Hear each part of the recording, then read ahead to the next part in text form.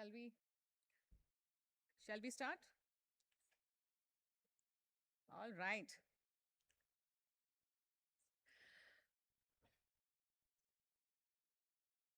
नमस्ते, आप सबका स्वागत है आज इस खास शाम में जो hosted है under the roof of prestigious institution. From here, the journey of empowering 1.4 billion dreams started. An iconic venue of NSE that fills you with pride as a participant of India's vibrant capital market. This is our second time that we are here and truly privileged. Deeply grateful to Sri Ashish Kumar Chauhan ji and team for hosting us here. Ladies and gentlemen, mentors, jury members, distinguished guests, accomplished sustainability leaders, and our valued partners, a very warm welcome to all of you. मैं हूँ ज्योति राय, CEO and founder of etherwire.ai, जहाँ पे AI absolute intelligence है, artificial नहीं.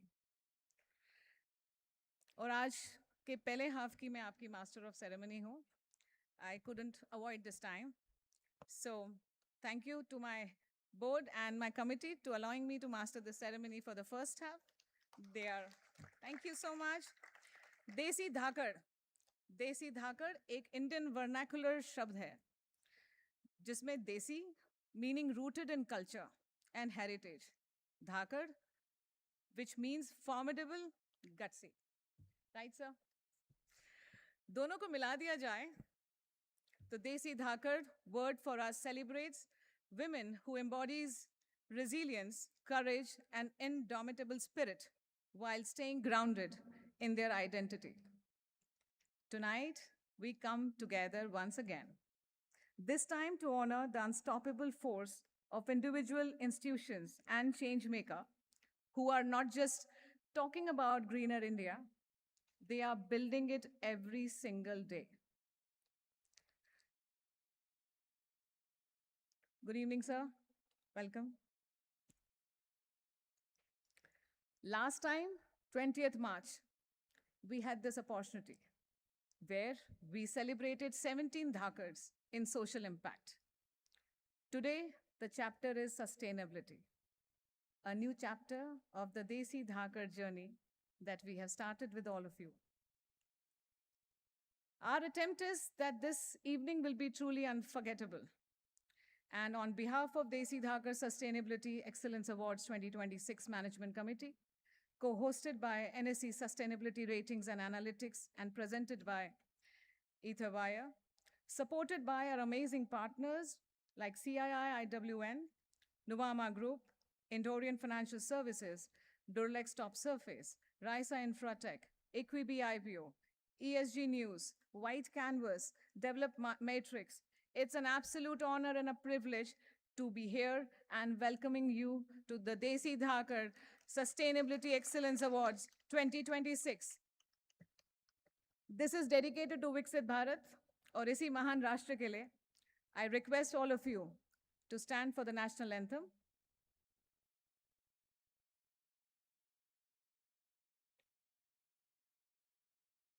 जन गण मन अधिनायक जय हे भारत भाग्य विधाता पंजाब सिंध गुजरात मराठा द्राविड़ उत्कल बंगा विंध्य हिमाचल यमुना गंगा उच्चल जलधि तरंगा तव शुभ नामे जागे तव शुभ आशीष मागे गाहे तव जय गाथा जन गण मंगलदायक जय हे भारत भाग्य विधाता जय हे जय हे जय हे जय जय जय जय हे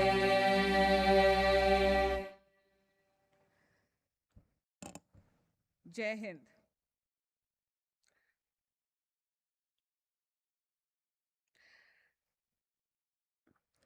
Next in the gears, we're going to shift a couple of gears here. There are a lot of new things that are happening for the first time, like the next master of ceremony, which will join us for the lamp lighting, is Sridhar Ramachandran is a management strategy and governance specialist with over 35 years of leadership experience across Asia, Africa, including as Chief Investment Officer of India Nivesh Renaissance Fund.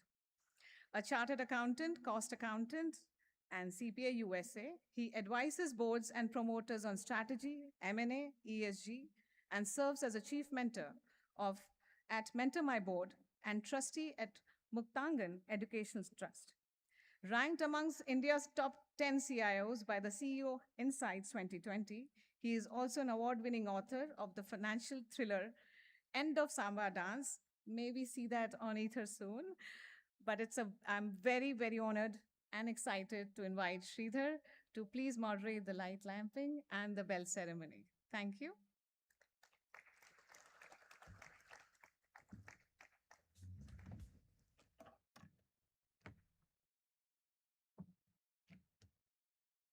Good evening.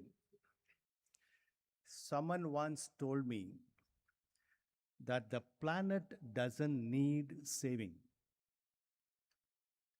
It just needs better management. And look at this room. We all have it. And the problem is solved. The future of sustainability is not loud. It's rooted, resilient, radiant. Welcome to India's foremost sustainability excellent recognition for women environmental warriors. Not just an award evening, but a powerful celebration of impact, resilience, and transformation.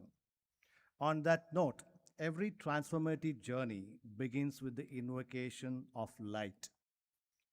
Today, this light symbolizes knowledge that drive awareness, courage, that fuels climate action, and hope that reminds us even the smallest spark of sustainability can illuminate a brighter, greener future for generations to come.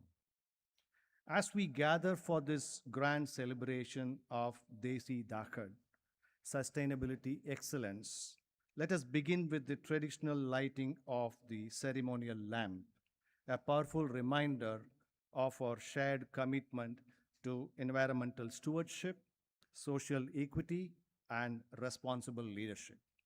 May I now invite our distinguished dignitaries to kindly join us on the stage for the lamp lighting ceremony. May I request Ms. Vinita Shetty, Dr. Bhaskar Chatterjee, jury members Dr. Brinda, Sanjeev Rohila, Mukund Rajan, Srikant Sharada, guest of honor and speakers Roma Balwani, Ranjana Maitra, Aditya Pitti, Dr. Sujata Jadhav, Jal Irani, Management Committee Jyoti Rai, Dr. Anupama Vaidya, Dr. Rajani Tiwari, Divya Goba, Nomination Committee members Shalini Bharat, Ranjini Lisa Varghese, Lata Shankar Narayanan, to please come forward.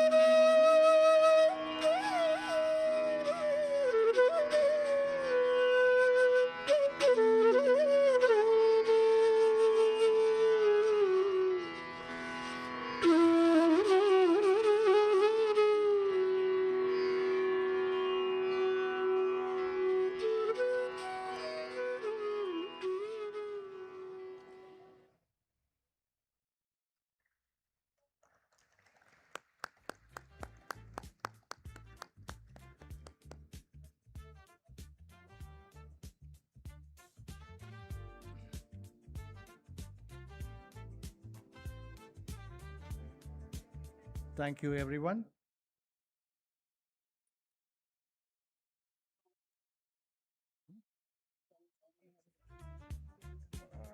Yeah.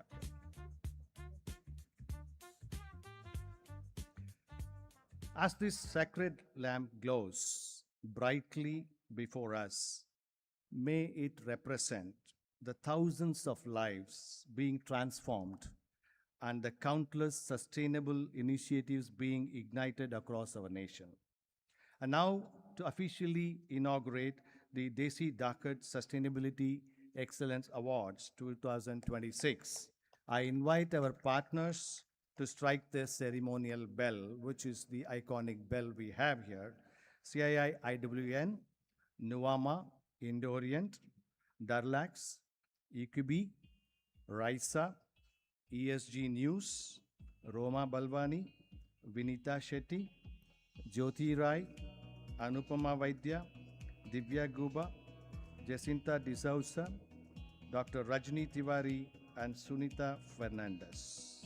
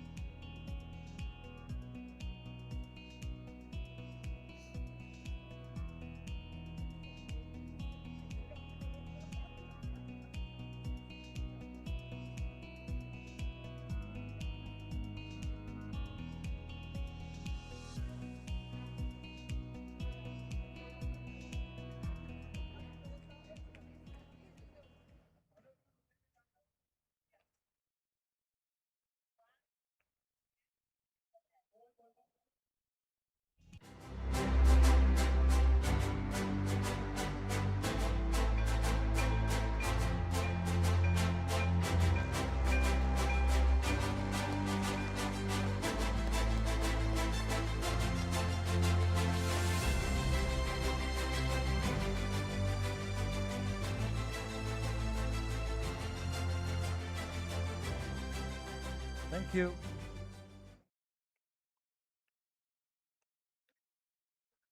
Ladies and gentlemen, let the celebration of sustainability excellence truly begin.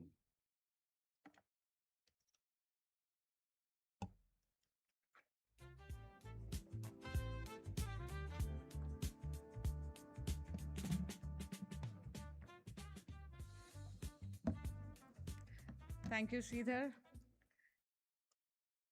That was so helpful, and thank you for being part of such an auspicious ceremony.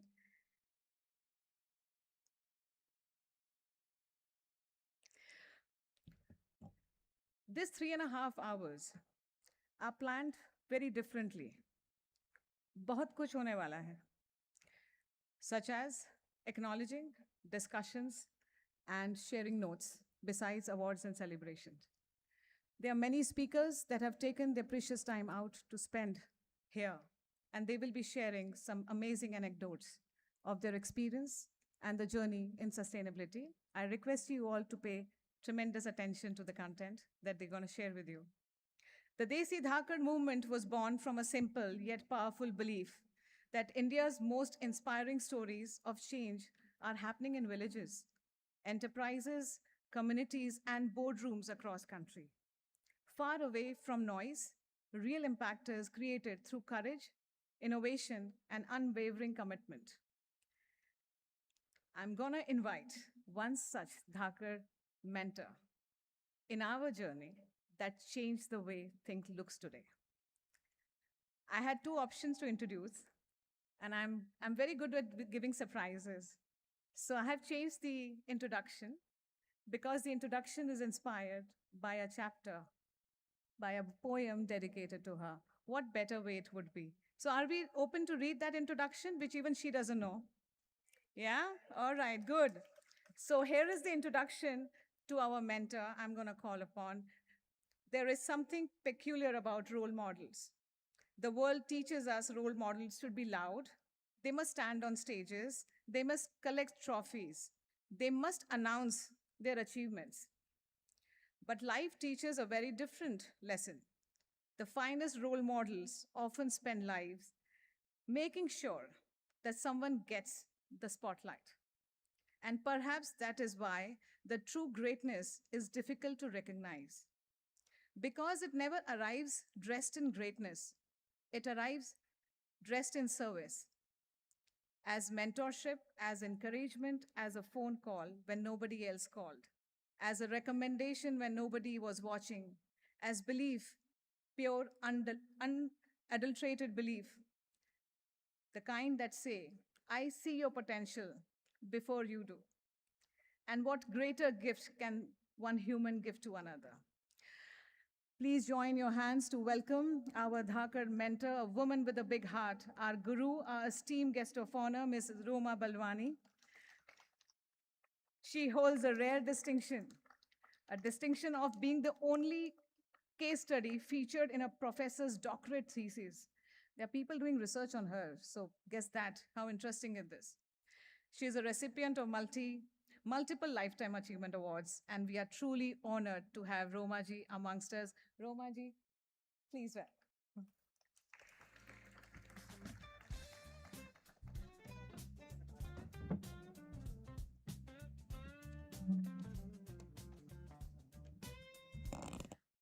Good afternoon, everybody. That is some introduction that Jyoti has given me. But for me, today I'm here to support her and support her dream. I think that's more important for me. And seeing everybody, when we started this dream of hers, we were just two of us having a conversation. And today we have so many followers with us because that dream is come true for many, many reasons. And today it's a very important day when we're talking about sustainability.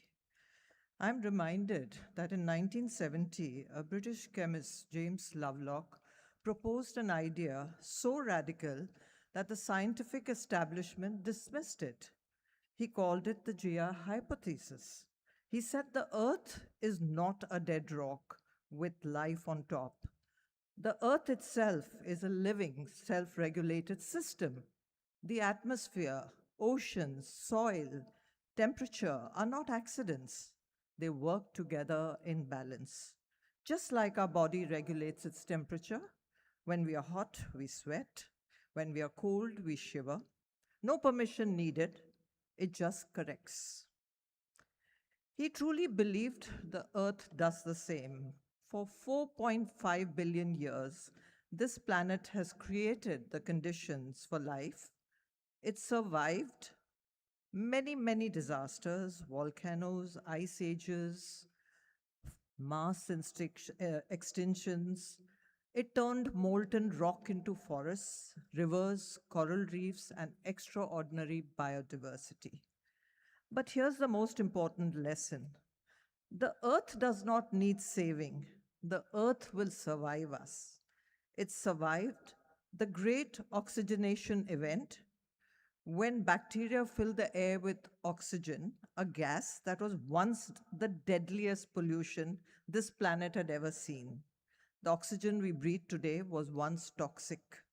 Life adapted, ecosystems rebuilt, the planet continued. So the real question is, will Earth survive what we are doing? Or will we? Because we are not separate from nature. We are the Earth. And it's running out of ways to tell us that we must change. So I think there are many change makers here. So it's on this note we gather today to celebrate planet Earth and to honor the remarkable individuals and institutions who have chosen to nurture it.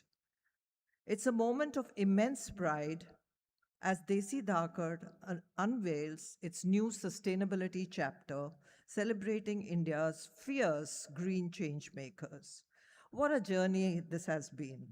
On 20th March, right here, right at NSC, we acknowledge 17 change makers. Today, we celebrate an even larger movement. From over 93 applications across the country, we proudly recognize 17 exceptional awardees across 10 categories from 9 states. These numbers reflect not just scale, it also reflects the depth of commitment, courage, conviction of people building a more sustainable India. As a mentor to Desi Dhaakad platform, I am deeply honored to witness this milestone of Ether via AI. Every story we heard, every innovation we saw, every life touched reminds us why this mission matters. These are not just awardees here, they are proof that change is possible. They show us that sustainability is not a choice of tomorrow, it's a responsibility of today. Sridhar just mentioned that in his opening remarks. My sincere gratitude to our distinguished jury and to the nomination and management committees for your thoughtful evaluation and dedication. Heartfelt thanks to Sri Ashish Kumar Chauhan, Ms. Vinita Shetty, and the entire NSC family for your generous support and partnership. And to all our partners and supporters, there's a whole host of them here. Thank you for believing in our vision. Together, let's continue to nurture these green dreams, amplify these courageous voices, and build a more sustainable, inclusive, and responsible tomorrow. Let's salute planet Earth. It's Mother Earth. Let's take care of it more. Thank you very much.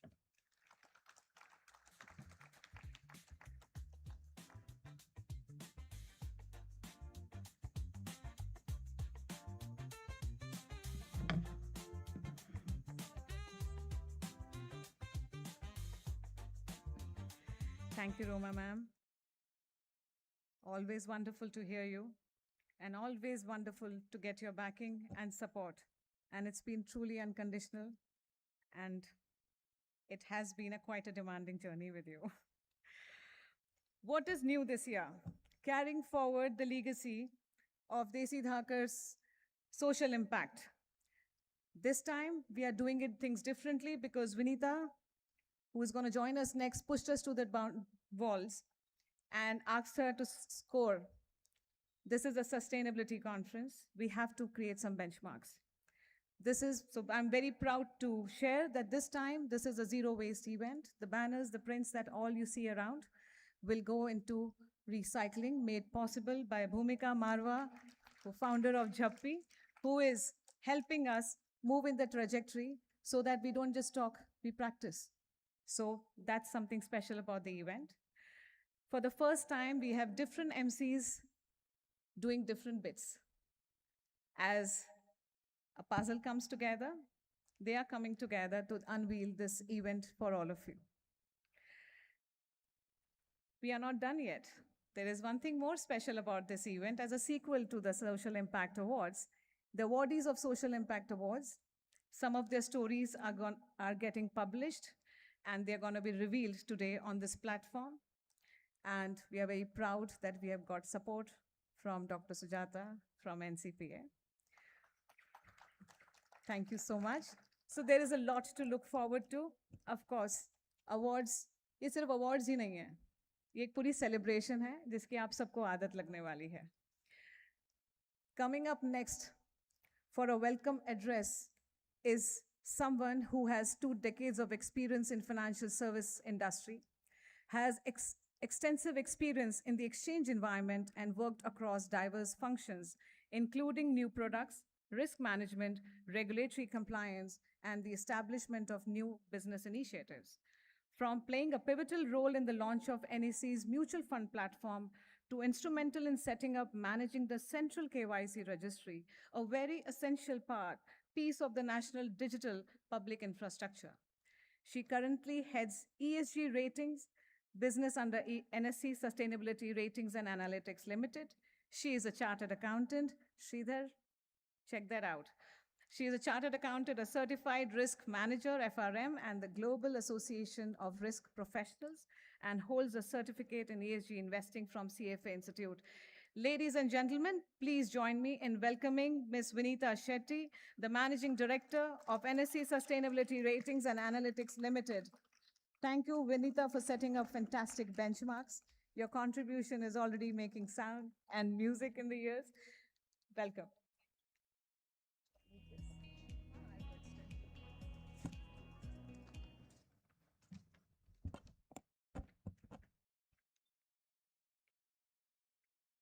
Thank you, Jyoti, for such a beautiful introduction. Very, very good evening to all of you. A warm welcome to National Stock Exchange and the Desi Dhaakad Sustainability Excellence Awards. Welcome to our dignitaries, the jury members, Shri Mohan Tangsale, Dr. Mukund Rajan, Shri Sanjeev Rohila, Dr. Brinda Jagirdar, Shri Shrikant Sarda, our chief guest, Dr. Bhaskar Chatterjee, guest of honor, Shri Deepak Trivedi ji, Shri Aditya Pitti, and the drivers behind this event, Ms. Roma Balwani, Srimati Ranjana Maitra, Srimati Jyoti Rai, Dr. Anupama Vaidya, Dr. Rajini Tiwari, and Sarita Belji. And welcome to all the partners of the platform. It is for me an honor and a responsibility to address to you today on a subject which is actually redefining the way economies function and redirecting the global capital. Green Bharat and the architecture of the sustainability finance that underpin our march towards the Viksit Bharat 2047 and the Net Zero 2070.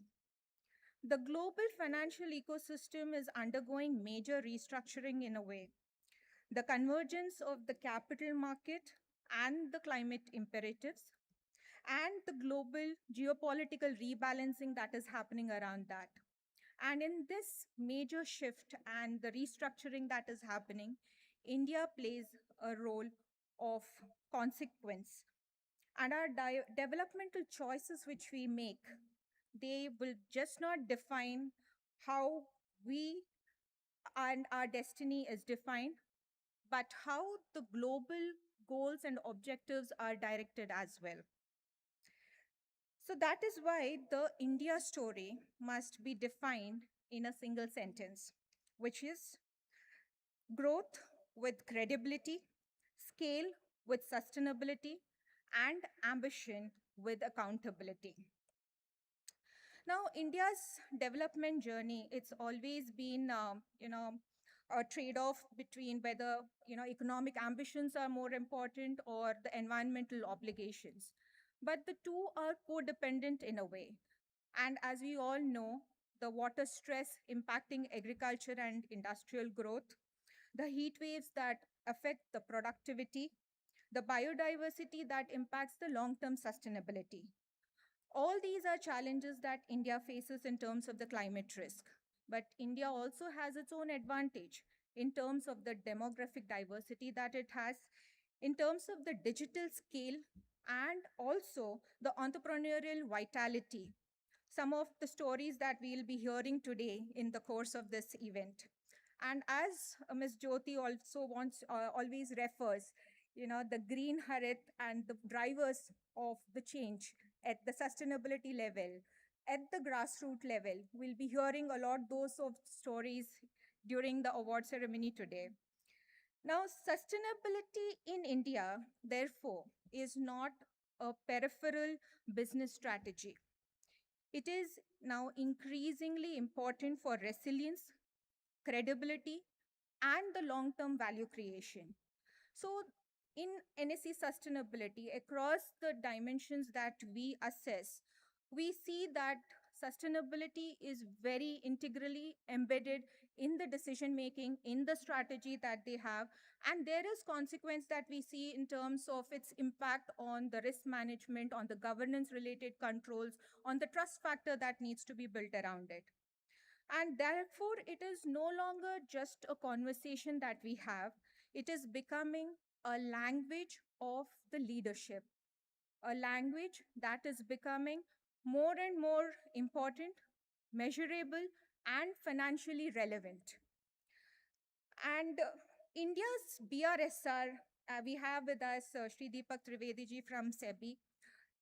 The BRSR has set the standards in terms of the disclosures.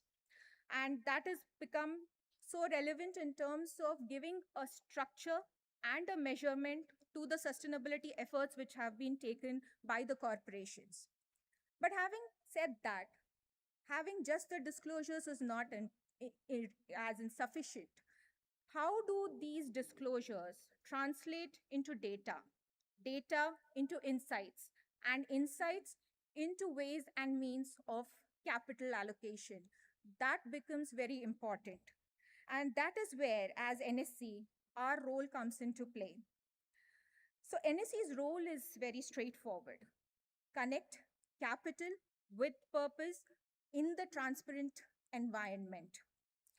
NSC is building a full suite of climate aligned pathways across power, debt, equity, and impact products.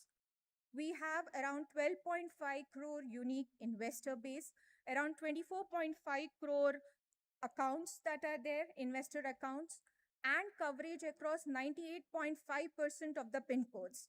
And who better suited than NSC to kind of lead the climate and nature priorities to be more investable, measurable, and mainstream? So, at this important juncture, India's sustainability journey that we are all on, NSC sustainability is also playing a role in terms of bringing in credibility and decision useful intelligence in this domain. Its mission is to provide the stakeholders, the investors, the businesses, the public at large information which could be very comprehensively and accurately be read on the sustainability postures of the companies. The Indian ESG story is also maturing. And if India gets this right, and which I truly believe that it will, then sustainability will no longer be just a board agenda or a general discussion that happens as a footnote in the statements. Institutions like NSC can help India move from conversation to implementation, from disclosures to insight, and from intention to accountability. As we move towards Viksit Bharat 2047 and Net Zero 2070, let us build markets that reward responsibility, institutions that anchor trust, and products that actually bring about the impact. Let us make Green Bharat the world's most compelling story of development aligned with climate integrity. Jai Hind, and thank you so much.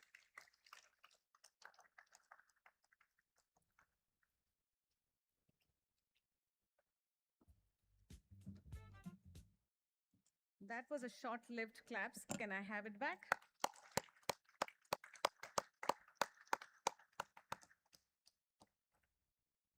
Vinita, thank you so much. Always a pleasure to hear you. In fact, the first time we met, you were at the stage, and I was looking from the other side. Now, a very important part. We love this. Felicitations. And this is our time when we truly recognize and, sorry? Okay, my team here wants us to see the AV first. बहुत प्यार से बनाई गई है आप सबके लिए. So please, 4 minute की Desi Dhaakad Sustainability Excellence AV. Please, may I have it, please?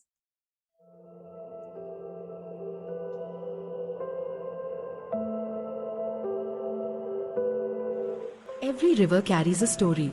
Every tree remembers a promise. Every handful of soil holds the future of generations.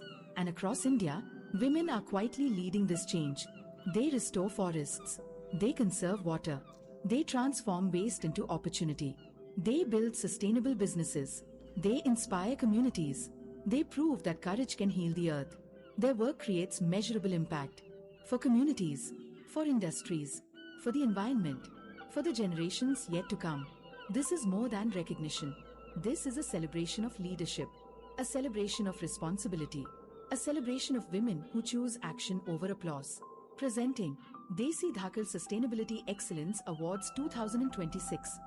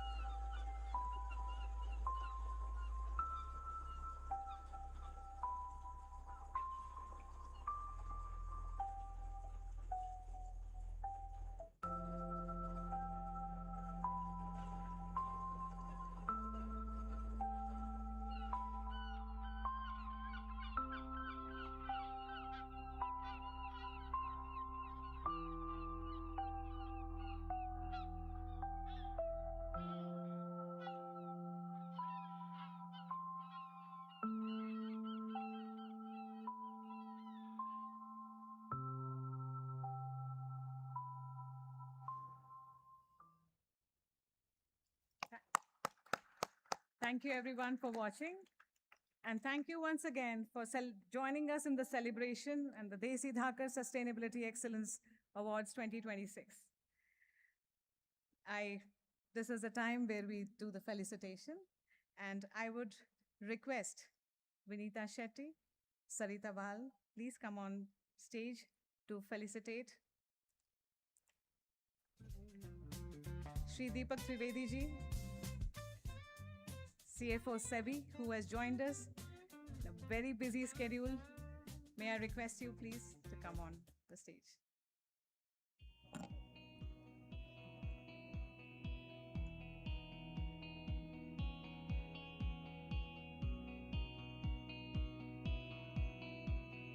Yes, may I have the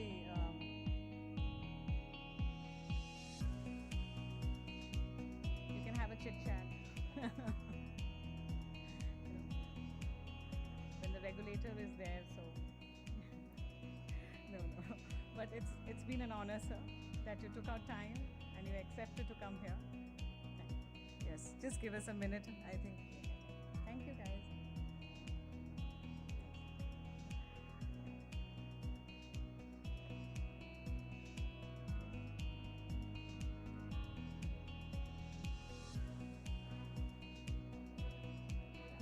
Please, you have to give to Mr.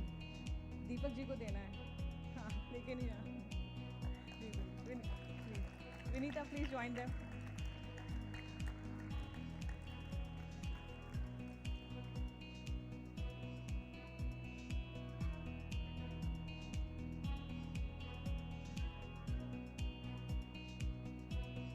Thank you so much.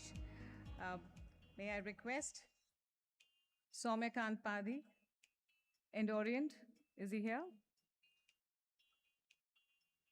Okay. May I request Anupama Vaidya, Dr. Rajni Tiwari, to please come on stage to felicitate our guest of honor, Aditya Piti.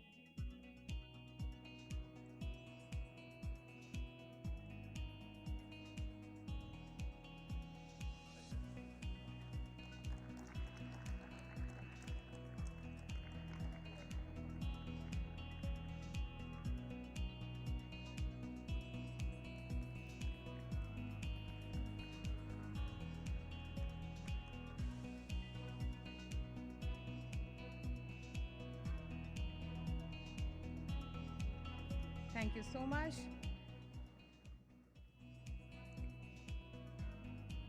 May I invite Vinita Shetty, Dr. Rajni Tiwari, to please come on stage for the felicitation of Ms. Ranjana Maitra. Thank you so much, ma'am.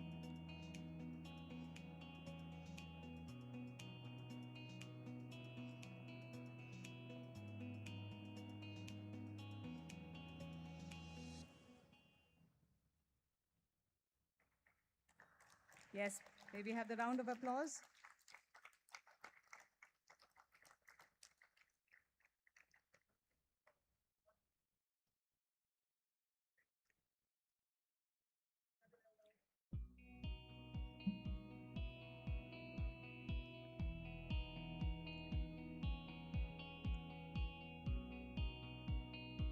Thank you so much.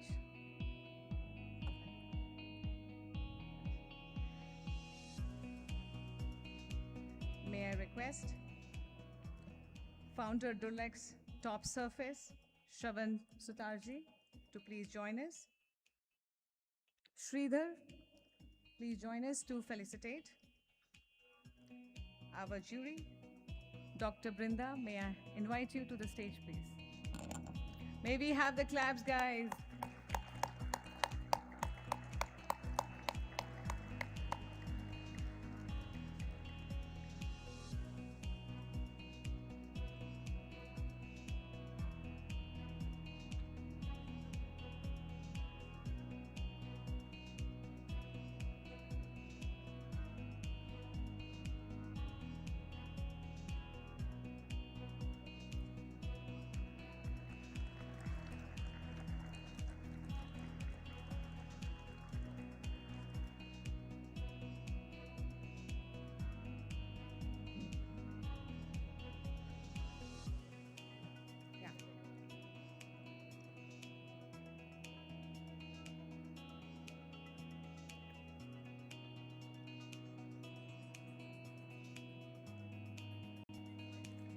Thank you so much. Right.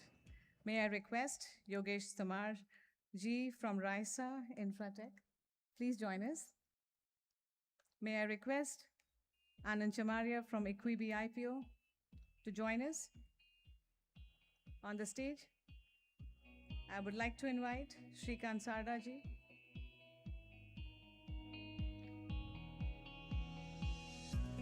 I think he's stepped out.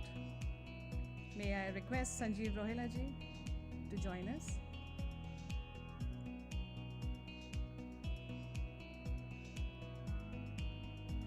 Thank you so much. Please come. Come in, sir. Thank you.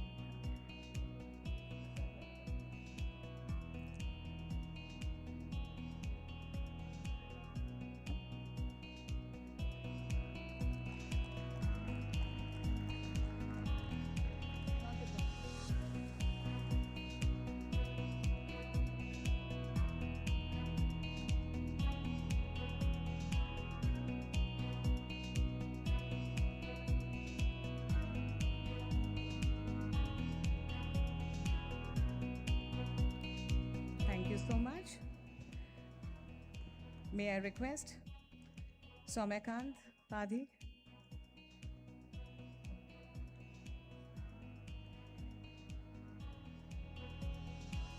Sarita Bhal to please join us to felicitate. Mukund Rajan.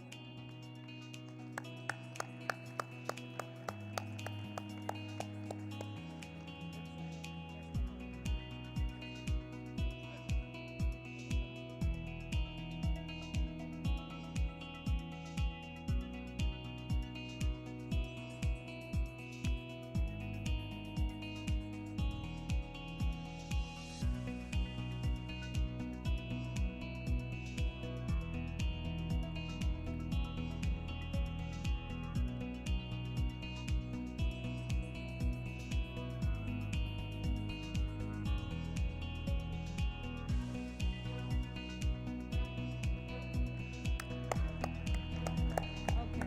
The other.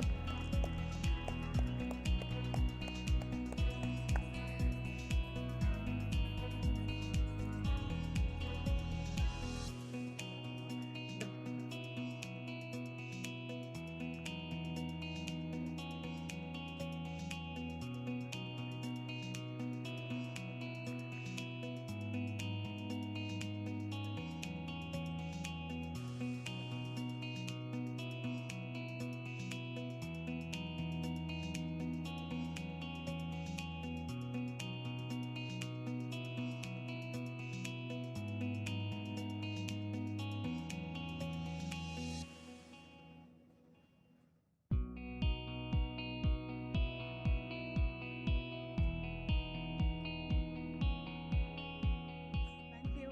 Fantastic. Thank you, guys. May I request Ranjana Maitra, ma'am? May I also request Soumyakant Padhi? May I request Vinita Shetty for honoring our chief guest, Dr. Bhaskar Chatterjee? May I request Founder Durlex, Shravan Sutarji, to please join us. Anupama Vaidya. Kindly join us to felicitate Dr. Bhaskar Chatterjee. I am missing this section. Please. I will just.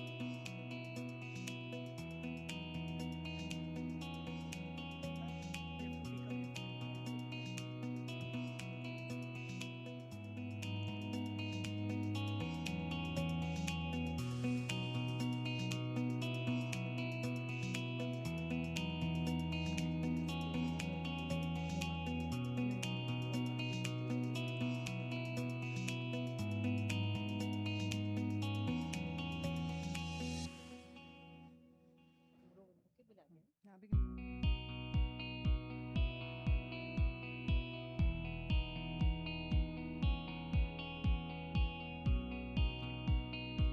Now, this felicitation is of a mentor. There's already a long queue for people to give the, award of recognition or felicitation to Roma ji. हमको एक एक रोज निकालने का बोला जा रहा है. So wait till I line up the whole. May I request Soumya Kant, Mukesh Singh ji from Equibi, Vinita Shetty. That's gonna be some. She's used to. Fantastic, fantastic. May I request Roma Balwani ji to please come on the stage. It's an honor, an absolute honor.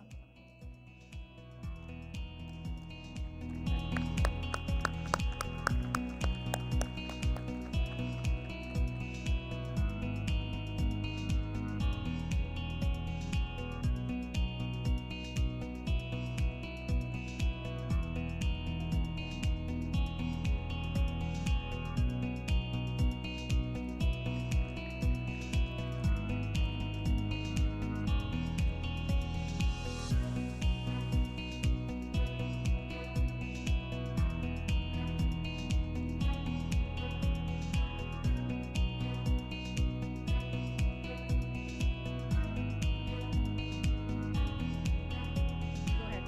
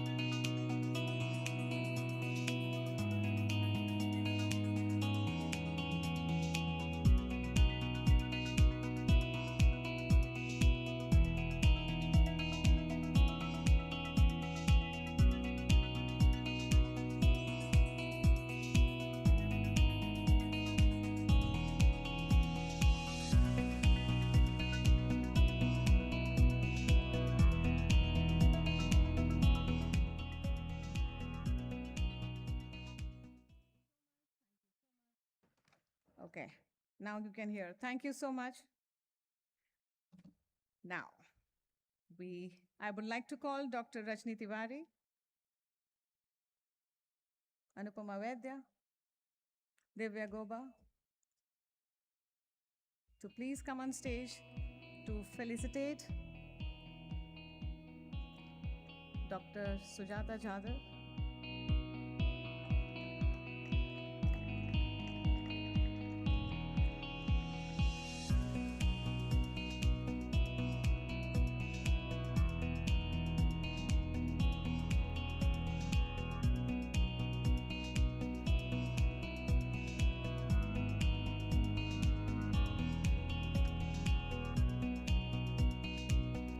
Let's put our hands together. Dr. Sujata Jadhav heads Page to Stage initiative at NCPA and has taken the world of books to the stages so that the stories can be heard, can be remembered.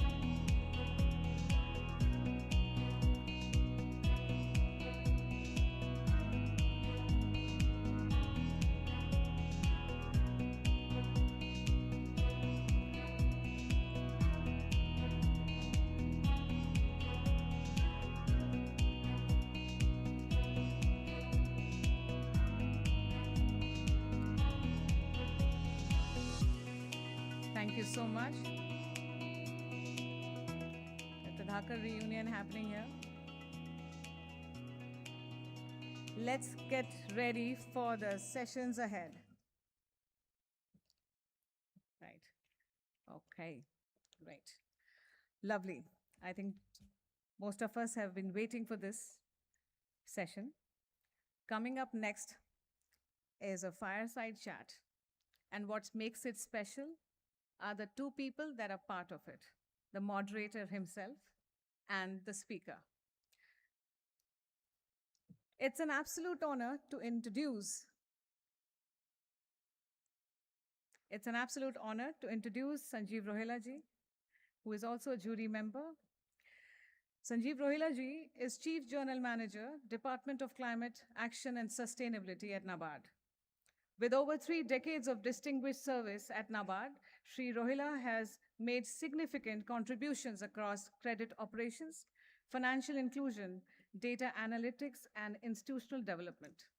He played a pivotal role in launching India's first Aadhaar-enabled Kisan credit card and was the founding CEO of NAB Foundation, where he had led innovative projects promoting livelihoods, women empowerment, and rural well-being.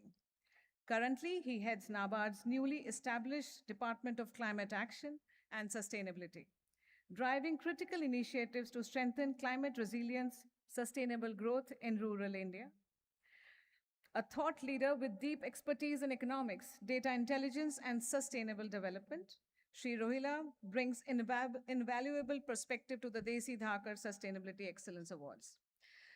And it's an honor that he will be moderating this session, which is with our chief guest. Can we have the setup for the fireside, please? Fireside chat. Share. He will be moderating our chief guest on a topic from CSR foundations to ESG excellence, empowering Viksit Bharat through women-led sustainable developments. Mr. Rohila will be moderating our esteemed chief guest, Dr. Bhaskar Chatterjee, former Secretary of Government of India, widely regarded as father of corporate social responsibility in India. We are deeply honored, sir, for making time for this. Dr. Chatterjee was instrumental in framing the CSR guidelines for public sector enterprises in 2010 and played a pivotal role in inclusion of Section 135 in the Companies Act 2013. As Director General and CEO of Indian Institute of Corporate Affairs, he spearheaded the National Foundation for Corporate Social Responsibility. A distinguished thought leader, he has significantly contributed to India's Sustainable Development Goals, ESG frameworks, and United Nations Global Compact. He most recently served as the CEO of Anil Agarwal Foundation, Vedanta Group, and currently chairs the National Committee for formulating Indian national standards on ESG at the Bureau of Indian Standard. A respected management practitioner, author, teacher, Dr. Chatterjee continues to shape responsible business practices and sustainability discourse in India and globally. We are deeply once again honored and privileged to have you with us, sir. May I ask Sanjeev Rohela ji and Dr. Bhaskar Chatterjee to please come on the stage for your fireside chat. Next 10 minutes are all yours. How much time do we have for 10 minutes?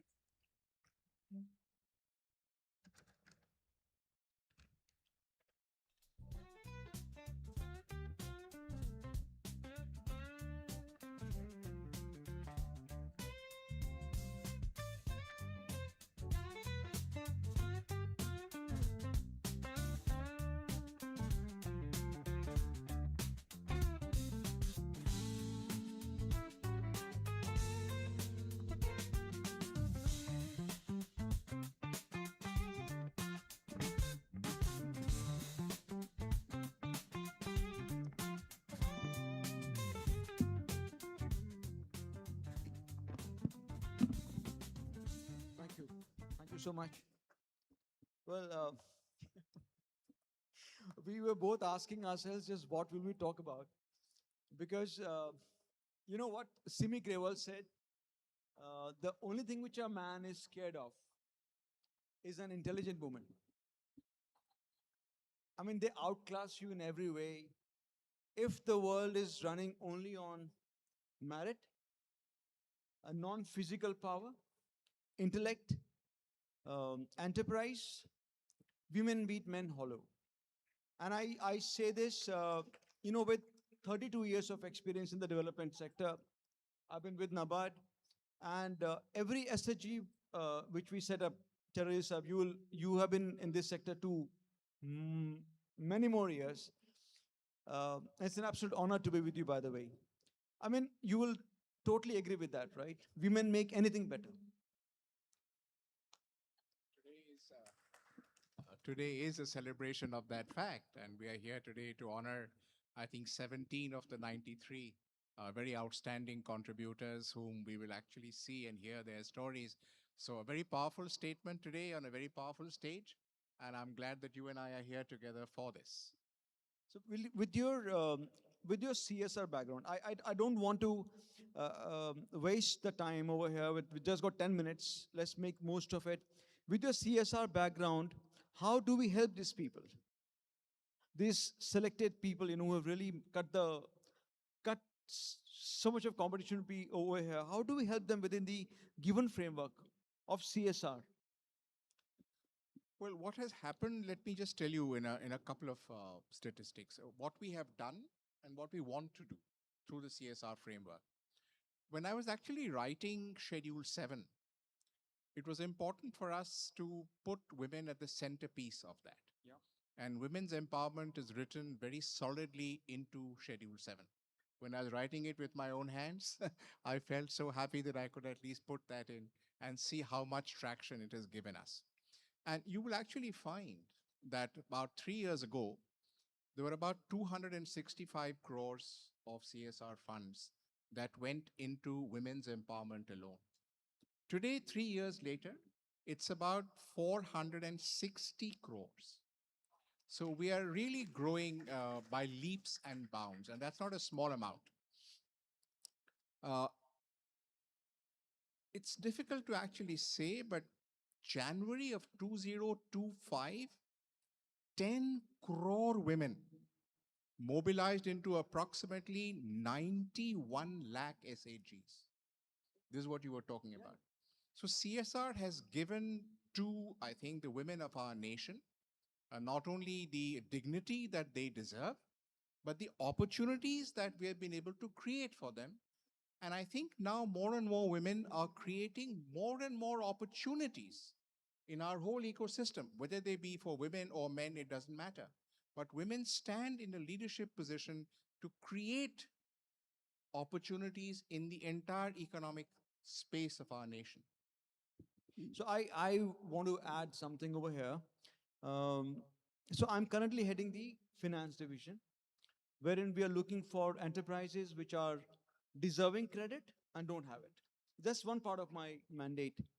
So, and I want your feedback on this. So what I'm imagining, Jyoti, and I really want you to work on this too. This is an amazing platform. How do you make it bigger?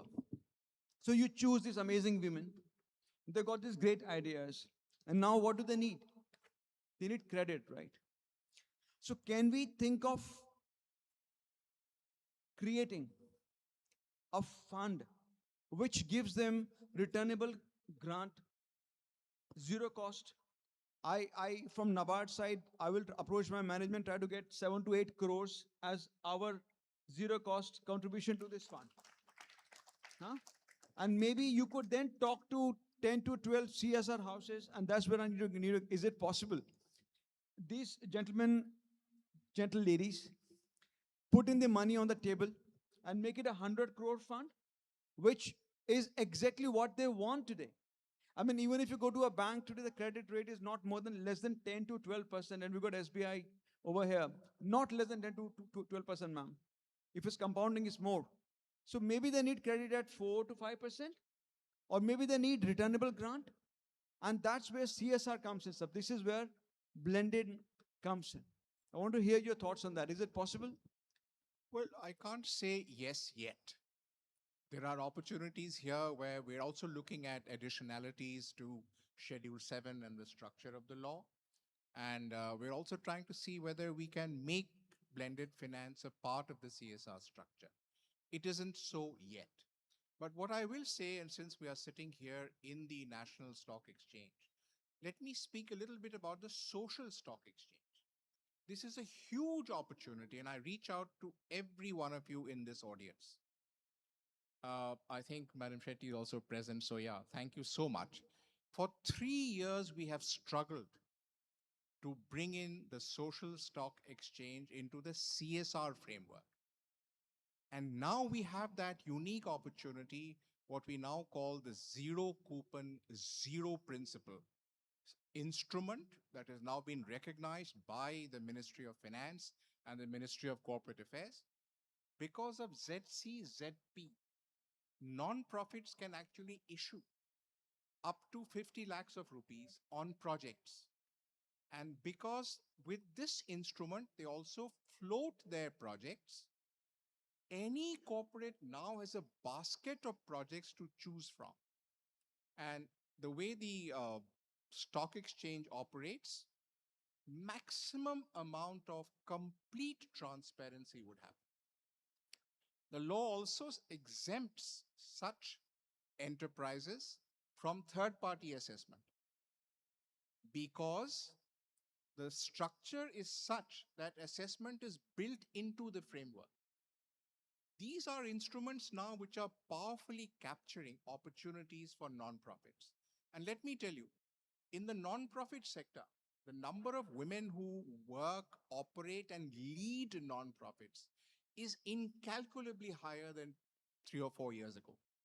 So it's a huge opportunity, and I hope more and more of you will be able to take care of it. I agree, sir. I couldn't agree more. I was, in fact, a part of the committee which set up the Social Stock Exchange. I represented the chairman a couple of times. NABARD is, of course, we have contributed around 100 crores to the NSE Social Stock Exchange.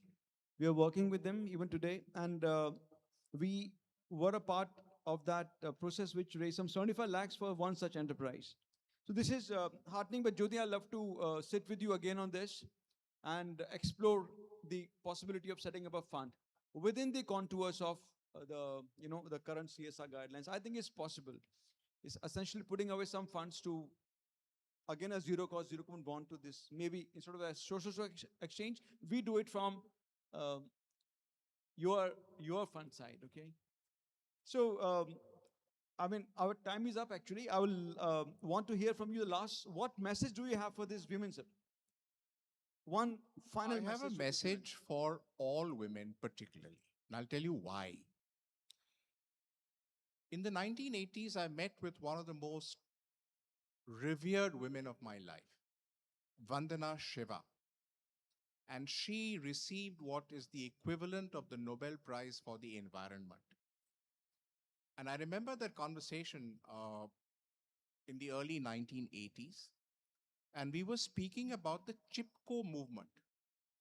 If you remember the Chipko movement, the so-called leaders were Sundarlal Bahuguna and Bhatt, C.P. Bhatt.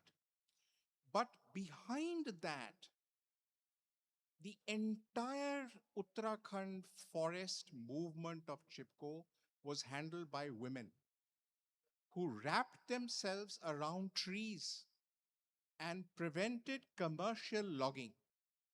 And for the first time raised the flag and said, if you bring a hacksaw to this tree, you cut me first. They use symbols. You talk today about culture.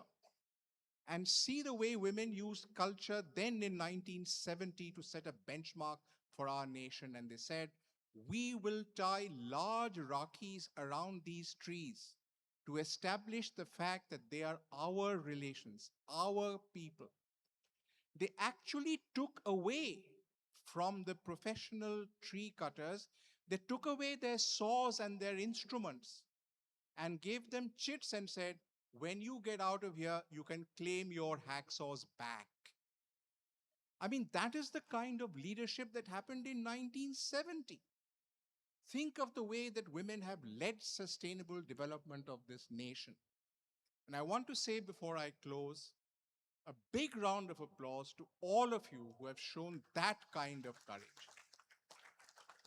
It is our appreciation that you are leading the sustainability movement of this country. And from the bottom of my heart, I wish all of you every success. Thank you. Thank you, sir. Thank you so much. Incidentally, in NAP Foundation, I had a chance to work with Mr. Bahuguna's granddaughter. And she has set up Looms of Ladakh in Ladakh. So thank you so much, sir. Thank you so much. Thank you. Jyoti, you would- Thank you so much. Thank you for your time, sir. Thank you, Bhaskar, sir. Coming up next is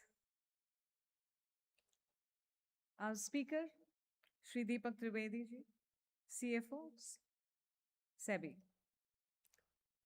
Deepak ji today will share, as long as topic is the same, sir. If there is changes,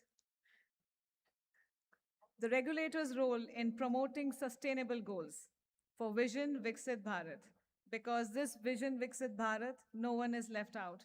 Regulators have big responsibility, and that's why we could be here today. Let's see what regulator is thinking on sustainability. Thank you, Deepak sir, for joining us.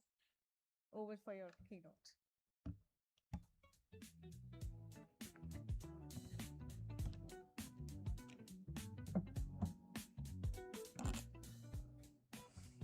Good afternoon, all of you.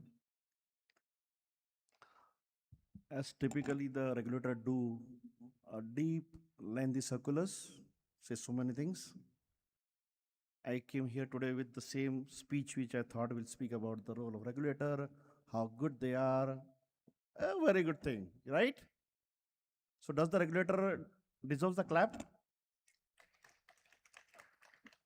Thank you. Thank you. This clap is not for the regulators, but it's for all of us. When I came here, I thought there will be some company who has done something good in the carbon credit. They must have set up some foundation, so there will be some jury, some awards. But when I started listening to the each and every speakers, starting from the sir who spoke about the 1970 movement till the moment of July 2026, led by Jyoti, Vinita, and other distinguished ladies. Why the what sustainability is attached with the ladies more, I mean women more? It is attached with few words called kindness.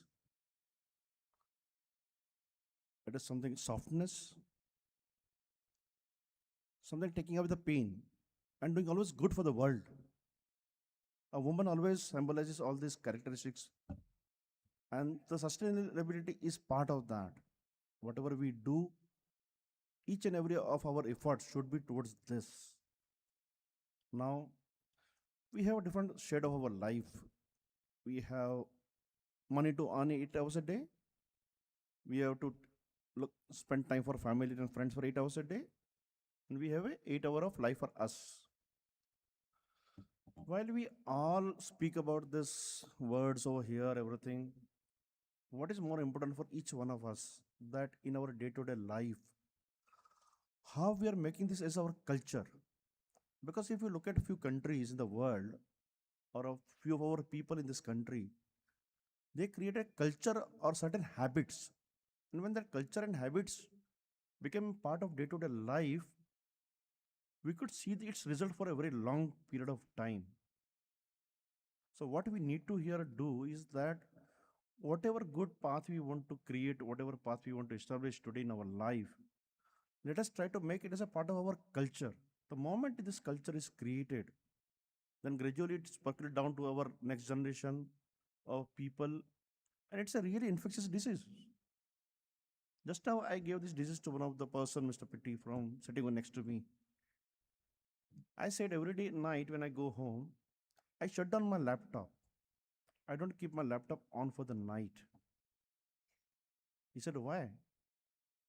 I said, I think I may not be right, but at least if I don't open my laptop for next 24 hours, it may consume even some amount of batteries, or it may generate some amount of heat.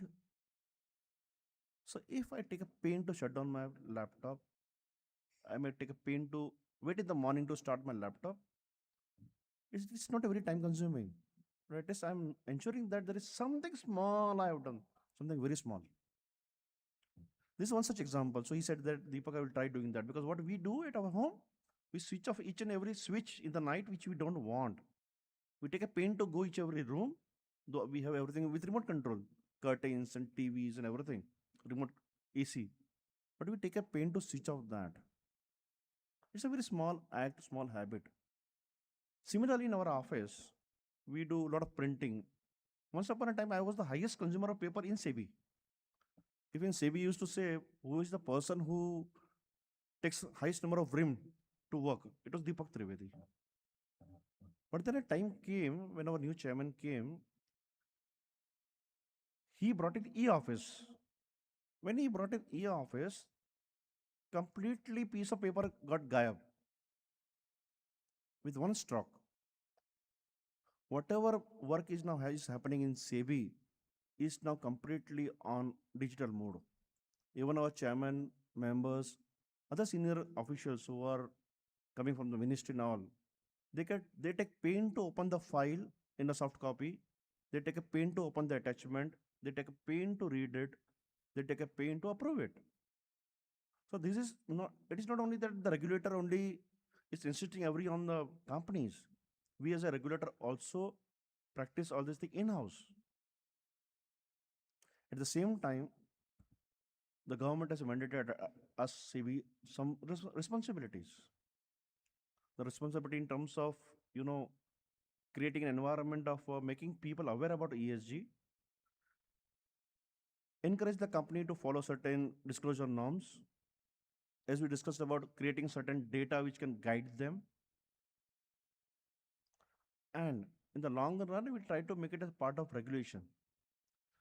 Now there can be a question that what do CBA should do with ESG in terms of regulation? The regulation of ESG is not for punishing anyone.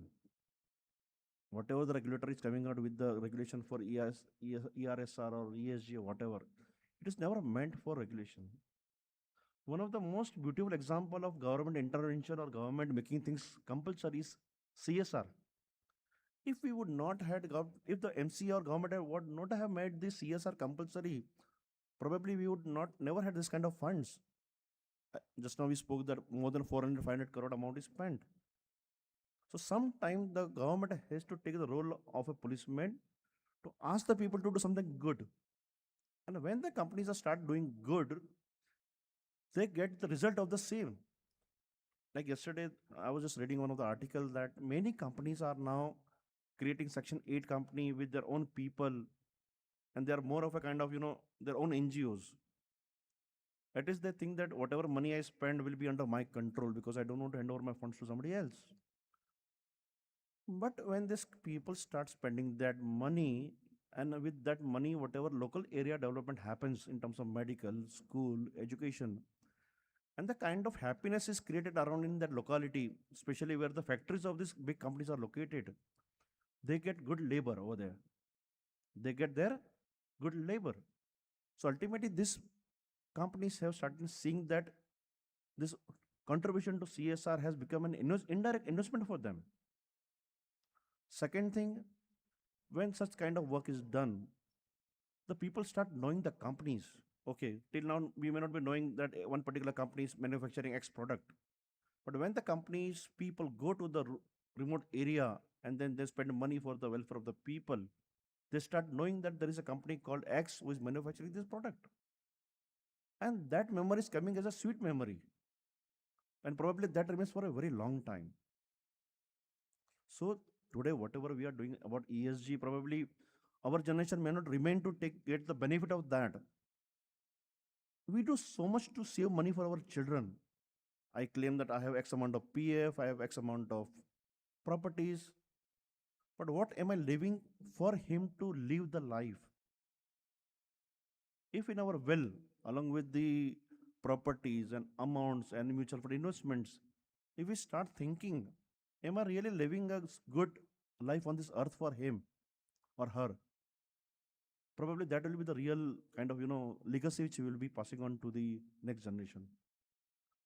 Here, while we all are stalwarts from the industry, doing so much, but we all need to create one habit today that you will implement in your day-to-day life, which you think will helpful to for the ESG. It may be anything, but create one small habit. I keep on sharing this example on multiple occasions. I may sound foolish, I may sound creepy, but I share the example. We go to the restaurants, right? The hotel person gives us so many plates. starter plate, then main plate, and this plate and that plate. Fine. It's not a wrong thing to show the luxury. It's not a wrong thing to use the facilities. But me and my family decided one thing, that if you go to any restaurant, the restaurant owner gives a fixed amount to that person who's washing those plates. Okay.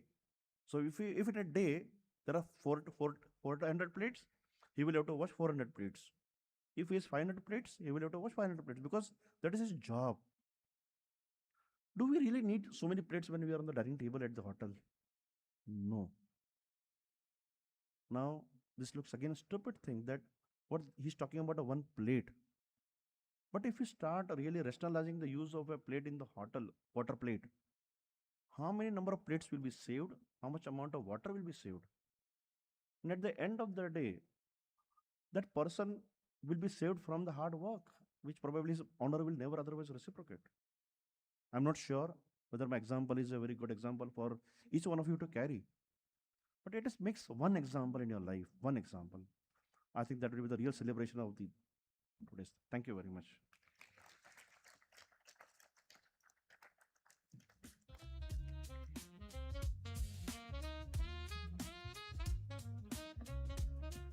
Thank you, Deepak ji.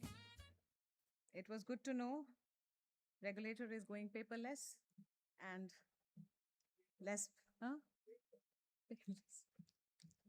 Okay, so yes, the fireside chat next is another interesting one because the moderator and the guest speaker is pretty accomplished professionals and are very unique individuals. And it's my honor to invite Dr. Anupama Vaidya, a business and people strategist, independent director, board advisor, and leadership transformation architect with 30 years plus of experience. Anupama will be moderating this fireside chat with Aditya Piti, our guest speaker and guest of honor. Aditya Piti is an angel investor, entrepreneur, author, policy thought leader. From a family with a rich legacy, founder of Raja Bahadur Motilal Pune Mills Limited since 1893, Aditya brings deep expertise in precision, automotive, aerospace components, solar energy, and real estate. Wow, you have 24 hours in a day or you have something extra? A passionate national builder, inspired by Honorable Prime Minister Shri Narendra Modi ji, he serves as a conveyor, Western Maharashtra, of the BJP intellectual cell. He is the author of the groundbreaking book, Viksit Bharat, India at 2047. Honestly, that was one of my benchmarks to build up my plan of action for Desi Dhaakad. So thank you so much for penning that. A comprehensive data-driven blueprint for India's transformation into developed 30+ trillion economy we are all wishing and praying for and working double hard to achieve that. He has also co-authored Modi's Northeast Story. Aditya is a founder member of Rishi Hood University and a past president of Entrepreneurs Organization. Extremely honored to have you amongst us. The next 10 minutes are all yours. Anupama, do a good job. Good evening, everyone. And it's truly an honor, Aditya ji, to be having this conversation with you. When Jyoti requested me, I said, oh my God, this is a dream come true. To have a conversation with someone who's authored Viksit Bharat, India at 2047. And whether I'm there or not there, I'm sure whatever you've written is really going to be a legacy for us. So with that, I think so, the theme that we discussed, Aditya ji, was Dhaakad Vision for Viksit Bharat, Women's Role in Reimagining India's Sustainable Future for 2047. I think so this is a very interesting topic. And in this context of Viksit Bharat 2047, what does truly developed India look like to you beyond GDP, infrastructure, and all those materialistic things? Thank you, Anupama ji. It's a pleasure to be here. It's an honor as well, and heartiest congratulations to all the award winners. So, Viksit Bharat, the literal translation is developed India. What I found very interesting, whatever I heard before this, that this matches so well with the theme of Desi Dhaakad, right? Bharat is Desi and Dhaakad is formidable. And I think when the Honorable Prime Minister set this goal, it was definitely a formidable goal. So I think it's unusual, but it's a good happenstance that they are well connected. Now, just to give a quick context, to be classified as a developed country, the classifications usually come from IMF and World Bank. And today it is approximately 15,000 US dollar per capita income, 1 5, to be classified as a developed country. India today is at approximately $3,000. So this shows that if we are to be called a developed country, you will need, with our population, you'll need to be a 30 plus trillion economy. So just to set it in context. Now, this is a necessary but not sufficient goal as far as the Honorable Prime Minister goes. The Western viewpoint is very single faceted, that if you just hit this per capita income level, you're called developed. But the Honorable Prime Minister's vision was much more comprehensive and all encompassing. So we have to meet that number. But it's also an India that grows sustainably. We are able to do this sustainably. We have a world-class standard of education, healthcare facilities, infrastructure. So this is what is needed to be classified as a developed country in his vision. Also, where every single citizen has a minimum quality and standard and dignity of life. It's centered in this concept of Antyodaya by Pandit Deendayal Upadhyay ji, which literally, again, the translation is the rise of the last man. So, our vision is much more holistic, and this is where, the Prime Minister looks at it. In fact, in the context of the Desi Dhaakad Awards, he's also now formulated this in what's called the Gyan framework, GYAN, where he says the government has to work for G, which is Garib, Y, which is Yuva, A, which is Annadata, farmers, and last but most importantly, N, which is Nari. And we have continuously heard about Nari Shakti, and without Nari Shakti, playing its part, I don't think we will be able to meet the Viksit Bharat goals. Wonderful. I think so. Gyan, that's something, a big, big word, which really leaves a lasting impression. And taking the N from there, how would you see women playing that role in the entire sustainable future? Any thoughts and perspectives you'd like to share? There are, I think the women's role in Viksit Bharat is also already, rising rapidly. The female labor participation rate has grown from 23% to 41%. We heard Dr. Chatterjee talk about the number of women through the self-help groups who are being helped.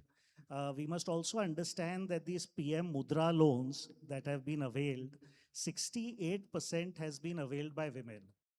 So, women are coming into the workforce, availing all of these schemes. And also today, India has the third largest startup ecosystem. And even in that, there is at least one women director in a startup in approximately 40% of them.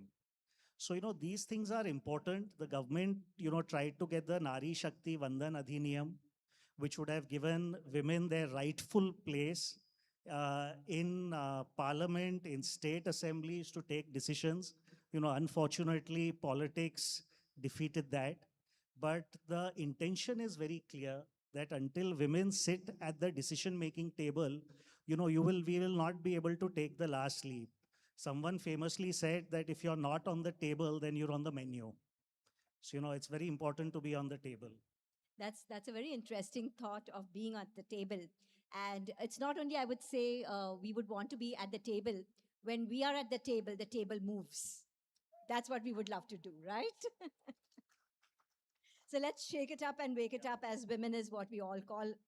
And from there, if we have to really move forward, what do you think must be the three shifts you would like to see from now till 2047? Something which, beyond whatever you have shared, is there anything else we need to do? So, before I answer that, I'll also set some context of where we are, especially on that, I mentioned about the women's role, some statistics. Even in my book, I've used a lot of data because I always go back to this famous quote by W. Edwards Deming, who's considered, a quality guru in the manufacturing world. And he said, "In God we trust, Rest must bring data. So it's very important to speak with data because it's not easy to refute or challenge data, unless you're giving me WhatsApp university information. But normally data helps. So now even on the sustainability part, India, is meeting its Paris climate goals ahead of target. We are already generating 50% of our energy production from green energy sources. And it's interesting to note that this was achieved 5 years ahead of target. My book was written primarily in 2024 and then published last year. And there I had written 2030. So it's good to know that, that data is already outdated and now new goals have been set. So we're already doing this. Also, it's instructive to know about this per capita emission. Now, the Western countries, have their cake and eat it too. You can't say in some places you talk about a total and in some places you talk about an average.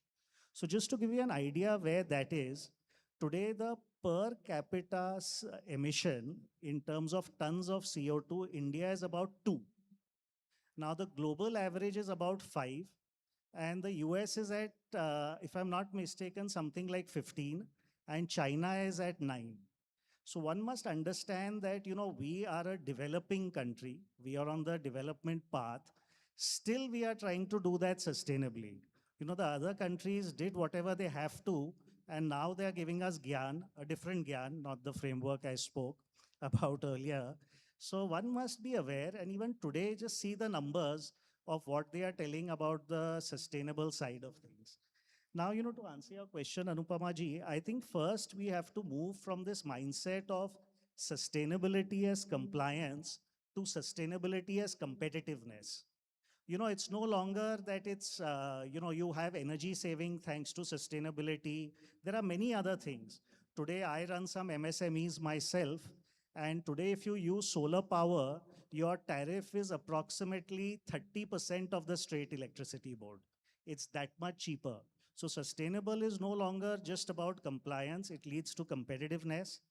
I think we have to now move from this, what I noted as beneficiary thinking to builder thinking. We just can't think about beneficiaries. What can we build around these, opportunities that sustainability will throw there?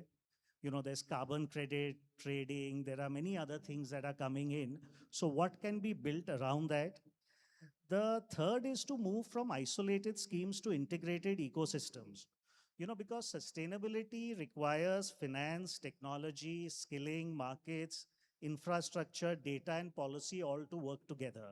So this has to be thought of, in totality to allow these businesses to be successful. So really, we have to think about these three frameworks when we think about answering this. Wonderful. I think so. You've given a CBI framework to us. The acronym comes to CBI. So that's a very nice thing. Compliance to competitive, beneficiary to builder, and isolated to integrated. I think so that's a very big takeaway, and we'll keep that CBI always in our mind. And as I think so, we kind of progress and take it forward. You beautifully articulated this bold vision in your book. And towards the end of our conversation, I would want you to leave a message, not only with policymakers or others, but to each one of us in this room, what is that message you'd like to leave and call on action from all of us? Well, thanks. This is something I'm very passionate about when I speak wherever I get a chance. In the book, I had tried to articulate and unbundle what is Viksit Bharat. I'd also tried to tell that story with data, but one of the primary reasons for writing that and also trying to engage with people is to pass on this message that we must get this, everything is possible mindset about Viksit Bharat. A lot of this comes from this confidence. We are landing on the south pole of the moon. We're also lifting 25 crore people out of multidimensional poverty. So everything can happen or is happening or will happen in Bharat. So we must get that confidence. The other message, which is really what I'm most passionate about, is that this is a collective and collaborative journey. All of us will have to work together to build Viksit Bharat. It's not 10 people sitting in New Delhi who will build it. We will all have to play our part. And this comes again, the previous speaker mentioned from small habits. So I get challenged, I speak a lot to students, they tell me, hum kya kar sakte hain? So I tell it's small habits, like say, we all live in cities. I live in Pune, which probably has the worst traffic in India today. But it all comes from bad discipline. Traffic police have their duty to do, the corporation has. But who has to teach you that don't jump the red light, don't drive on the wrong side of the road? So I tell the students, especially, get a good, civic mindedness. If everyone followed traffic rules, each city will become utopia. Mumbai is being built fantastically, futuristically, but until we change our habits, this will not happen. So my final message is really this, urging you that we must do it. The habits, build in India, buy in India, try to buy Indian brands, be civic minded, we're in the right place, pay your taxes, be good citizens. So all of this will really help us get to our Viksit Bharat goals earlier than possibly 2047. And, I would just like to end with my favorite quote of Honorable Prime Minister, which is, यही समय है, सही समय है, भारत का अनमोल समय है. Thank you. Jai Hind. Wonderful. Absolutely wonderful having this conversation with you, Aditya ji. Fully packed with data. And I think so that really, really brings a lot of authenticity. Beautiful, simple frameworks that we can actually implement in our day-to-day life. And I think so on behalf of the entire audience and the group here, let's commit to do our own part towards this sustainability and Viksit Bharat 2047. Thank you so much once again. Thank you, Aditya, Pratiji, Dr. Anupama. Thank you so much. That was a wonderful conversation. And समय अनमोल है, समय बहुत ही special है. We do agree with you, sir, with your vision, Viksit Bharat, as documented in the book. And we are taking lots of clues, lots of notes from it. अब समय है एक बड़ी इंटरेस्टिंग चैट का, जिसको हम carbon neutral chat बोल रहे हैं. Beyond carbon neutral. What is this chat about by two women taking this topic and adding a very different dimension to it? This chat will be moderated by a multifaceted personality. As the evening grows, you will understand this moderator. The moderator of this chat, which is Beyond Carbon Neutral, Dr. Rajni Tiwari, moderator, is a respected HR and ESG leader who has spent over 2 decades at the intersection of business transformation, people strategy, governance, and sustainable growth. Dr. Rajni Tiwari has partnered with promoters, multinational corporations, and private equity-backed organizations to build high-performing, value-driven cultures where people, purpose, and performance go hand in hand. Widely recognized for her work in leadership, ethics, diversity, workforce sustainability, and inclusive growth. She believes that the true measure of organizational success lies not only in the business outcomes, but in the lives it has impacted. Dr. Rajni Tiwari, please join us for moderating our guest speaker and guest of honor, Mrs. Ranjana Mehta. Ranjana Mehta is a seasoned international strategic advisor and advisory board member with over 30 years of experience in global partnerships, higher education, life sciences, and technology. Ladies and gentlemen, please put your hands together for welcoming these two power brands. Ranjana Mehta serves as a country head, international relations and strategic partnerships for the University of New Heavens. She is currently chairperson, Western region of the CII Indian Women Network, and chair education and innovation at Indo-American Chamber of Commerce. Prior to this, she has spent 28 years in leadership role across TCS and Wipro. Ma'am, it's an honor once again to have you amongst us. And the next 10 minutes are all yours.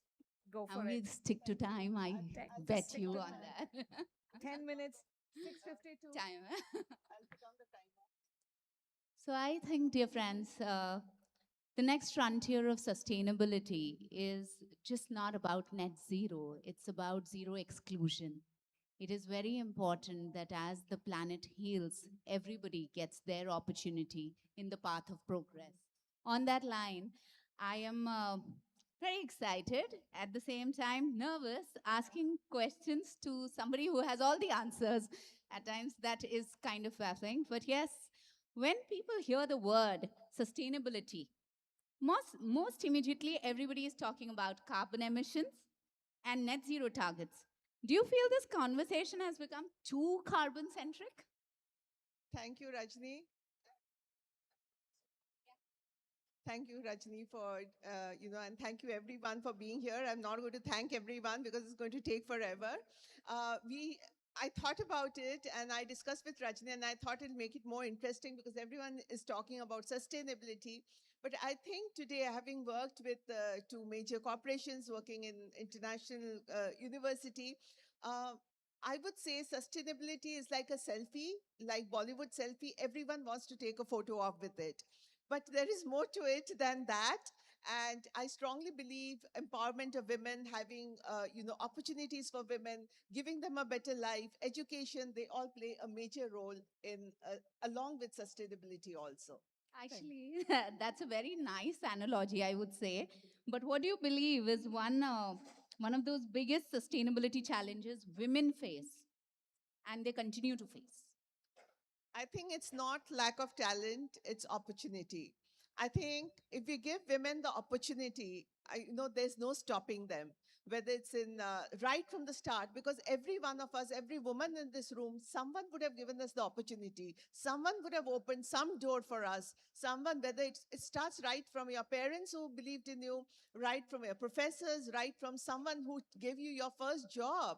I mean, someone believed in you even when you just had a degree. So I think it starts from opportunity. And when we have that opportunity, women are unstoppable. So whether it's in corporate, whether it's in any field that you can take, whether it's in education, whether it's sustainability, whether anything else, I think women just need that opportunity and the, force behind it. Thank you. Yeah, that's actually interesting. So every time people would say that, if you educate a woman, she transforms the entire family, you help a woman, she makes the entire family. So is it also true in the sustainability context? Yes, absolutely true. I have a quote which I always quote, and it has stayed with me for years that if you plant rice, you plant it for a year. If you plant a tree, plant it for 20 years. But if you plant education, it's for 100 years. So if you educate a woman, you are educating the entire family, the entire ecosystem around it. You are, entire village, maybe entire community. You are completely empowering everyone. And that I have seen from childhood, what my parents did for others, and it is sort of ingrained in me and my sister, of course, that, educate girl child. And that's a very, very strong thing that I feel about. And I try to do that in my quiet way, whatever I can. I cannot make miracles happen, but I think education is everything. Because once you educate a woman, everyone, sort of. That's so true. And Aditya sir was picking up a lot of analogies and he was talking about, our great leaders' vision. I would also say that, a lot of times, the leadership today talks about education and skilling. And I think if we kind of pick up that, I also agree with that, that is the main thing. But then coming to that, what is that one myth about sustainability you would want to bust? Okay, having been in corporate, having been in CII, having been in, a US university, I think many people even now think it's just the sustainability department or the CSR department, they have to take, care of sustainability, and we don't have to do that. I really loved it, what he said about, powering down your laptop. Today I'm going to start doing that because I don't also shut off my laptop. So it's for everyone to do it. The Mother Earth does not send an invoice to the sustainability department. to work on it, the finance is responsible, the supply chain is responsible, the leadership is responsible, the HR is responsible. I think each and every person is responsible for sustainability. Having said that, currently, monsoons in Mumbai, how is it, I've been fighting with my local ward because they, in Bandra West, because they cut down trees indiscriminately. And when the monsoons came last 2 weeks, all of them have fallen because they just wanted the good wood. I think Roma will agree with me on that. They wanted only the branches with the heavy wood. Okay, so they cut it in such a way that, the tree was completely lopsided and everything has fallen down. So I'm very much for afforestation and, having the green cover as well. So companies are announcing their ambitious net zero goals. What would you like them to add to these commitments? See, net zero goals is very good to have, but if you don't have something along with it, like a very good organizational structure, leadership for women, I'm talking more about women here because it's for the women awards here. If we don't have that side by side, I think just having an ESG report is meaningless. It doesn't make any sense. So we have to have those priorities in place, a pipeline in place, a place where women feel safe, secured, and they can rise and have the ambitions, and that's what is required.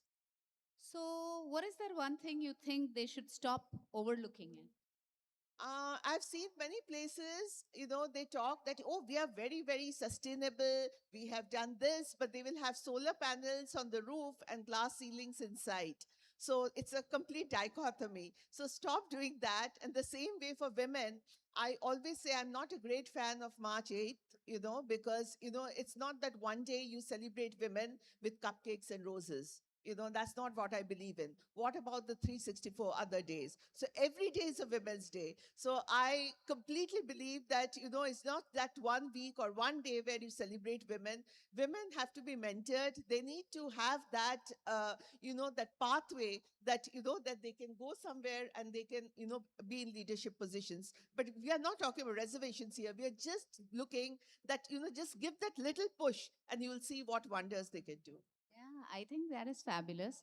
But we have here all champions sitting, champions in their own way. These are ESG warriors, champions, how I generally address most of the time.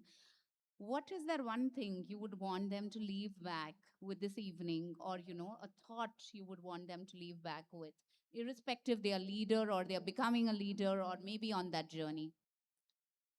I think it's just not about sustainability. It's also leaving a human footprint. Again, I love these lines.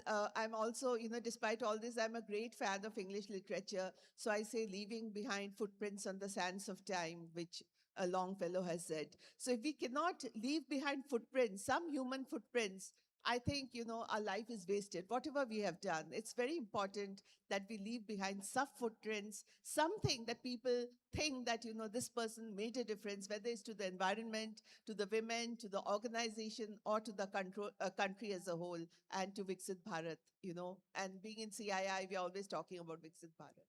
Thank you. That's awesome. And on that note, a little urge, a little push that let's build organizations, which are just not footprints, carbon footprints goes down, but what is more important is human footprints get deeper. I think that is what we want to leave you all with. Thank you. Hope we really, were able to add some value to your time. Thank you.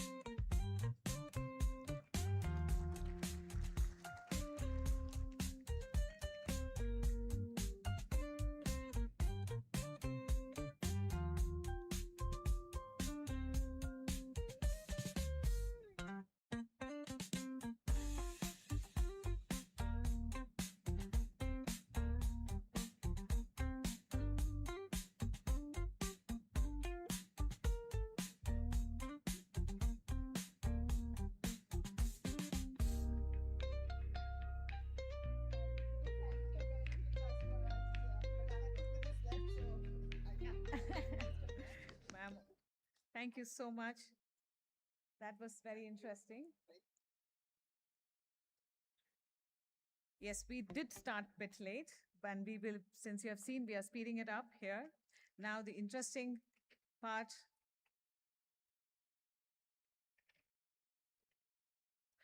We have one industry topic, an industry topic that goes well deep into market, research, and brings out some interesting anecdotes, some interesting guidance, and of course, enriching us with our allocations, our potential investment strategies ahead.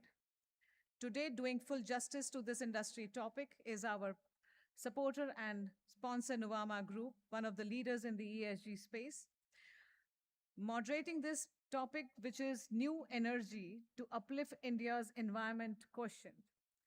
This interesting dialogue has been done in two parts.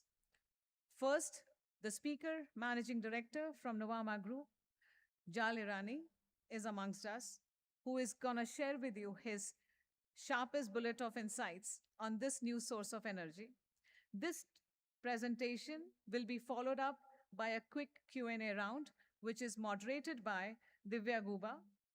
Aviation, for her, as we see, aviation is more than routes and aircraft. It's a bridge of trust, resilience, and global connection. Divya has spent 25 years in leadership across India and internationally, and including her tenure in country head of Air India, Denmark. I wish our paths would have crossed. Today, Divya is also senior advisor with Etherwire, developing our footprints in UP, Central India, and North India. Divya brings a rare integration of operational rigor, entrepreneurial vision, and commitment to heritage-forward innovation. She will be moderating Jal Irani. Please take your seat. Jal Irani has extensive experience over 3 decades in the institutional equity space across leading institutions and business houses.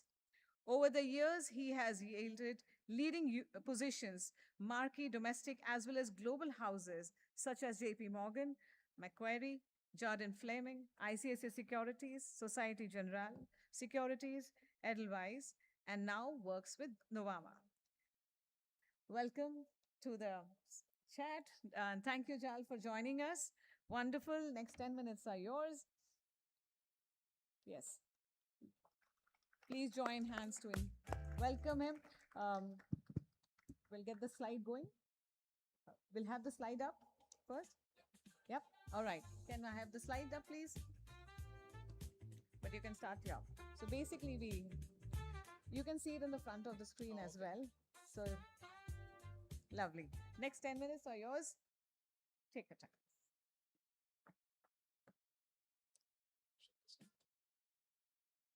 So thank you very much for the very kind introduction, and it's an honor and privilege to be here. At the outset, what I'd like to say is 3 things. The new energy opportunity, firstly, shouldn't be mistaken only for renewable energy. It's actually a multi-decadal, multifaceted, what I call potentially Y2K opportunity for India. And I'll explain this in 3 parts. Firstly, as one of the honorable speakers earlier mentioned, I think it was Aditya, that India's solar power has become compellingly cheap. Today, nevertheless, despite actually it being so competitive, it's only 8% of energy generation in the country and has got a very long way to go. Thermal power, which is driven by coal, is actually 69%. And while solar power in its pure form, actually in the afternoons, really it's, the selling price is 0. So therefore, you have no option but to move to round-the-clock power. And in round-the-clock power as well, is actually now more competitive. What we call FDRE is more competitive than thermal power, less than 5 rupees a unit, and in fact falling, versus thermal power has crossed 5 rupees a unit. So we believe when we do a very simple maths, which is assuming that the power sector in India is going to grow at 6%, but the incremental growth is really going to come from solar-based FDRE power, renewable power, then we actually are going to get 22% CAGR growth for solar-driven power. And as a result, in the next decade, solar-driven power growth is going to comprise from about 9%, 8 to 9% today, to actually potentially about 38% within a decade. So that's a humongous growth to start with. Now, this growth, secondly, is multifaceted. It's not beyond this, why new energy? Because this as a raw material then is going to get used into green hydrogen, green ammonia, and which by the way become exportable, and I'll come to that. That opens up a whole global opportunity. And also data centers. Just yesterday, Gujarat, I think it was yesterday, Gujarat announced that data centers is going to be a key focus with the minimum 51% renewable scope. And India actually has got a significant potential in data centers. So the opportunity is actually multifaceted. And to just give you one statistic there, just for green hydrogen, and hydrogen is already a significant commodity globally. Gray hydrogen is produced from gas, basically. So just for green hydrogen, the target is to produce 5 million tons within the next 5 years. And today's solar power capacity is 150 gigawatts. If you just produce 5 million tons of green hydrogen over 5 years, you will nearly need to double India's solar power capacity within 5 years, just for one use. And beyond that, then you can convert into green ammonia, which is exportable. And surprise, surprise, green ammonia has already become viable. There have been 13 bids by the government, even before the Middle East crisis.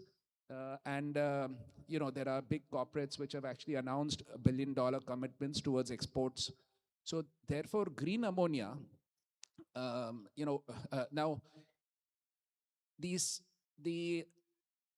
third and final thing is that actually India is one of the most competitive in new energy globally. There is studies which are done that actually India is as competitive as China. And India has got actually the scope of becoming the Saudi Arabia, the Middle East of new energy. And therefore, we could potentially have a Y2K moment. Ammonia has become very viable. And therefore, there's a multi-decadal, multi-layered opportunity. With that introduction, I'll... Well, you have covered my question one. That okay. was for the event. My bad. But nevertheless, thank you so much for being here as part of a ESG partner for the event. And thank you so much to all the jury members and the guest members for applauding the women power, because that's where the energy lies, the women power energy. Well, all these figures, which are so impressive, they are drawing a lot of attention to everyone and to a lot of progress that India is heading towards. What is the opportunity and what you see incites you most, that keeps you up at night? I think the whole infrastructure build out is multifaceted, and there are many levels of this opportunity. So I think, personally for corporate India, and somebody mentioned, this can be done very profitably.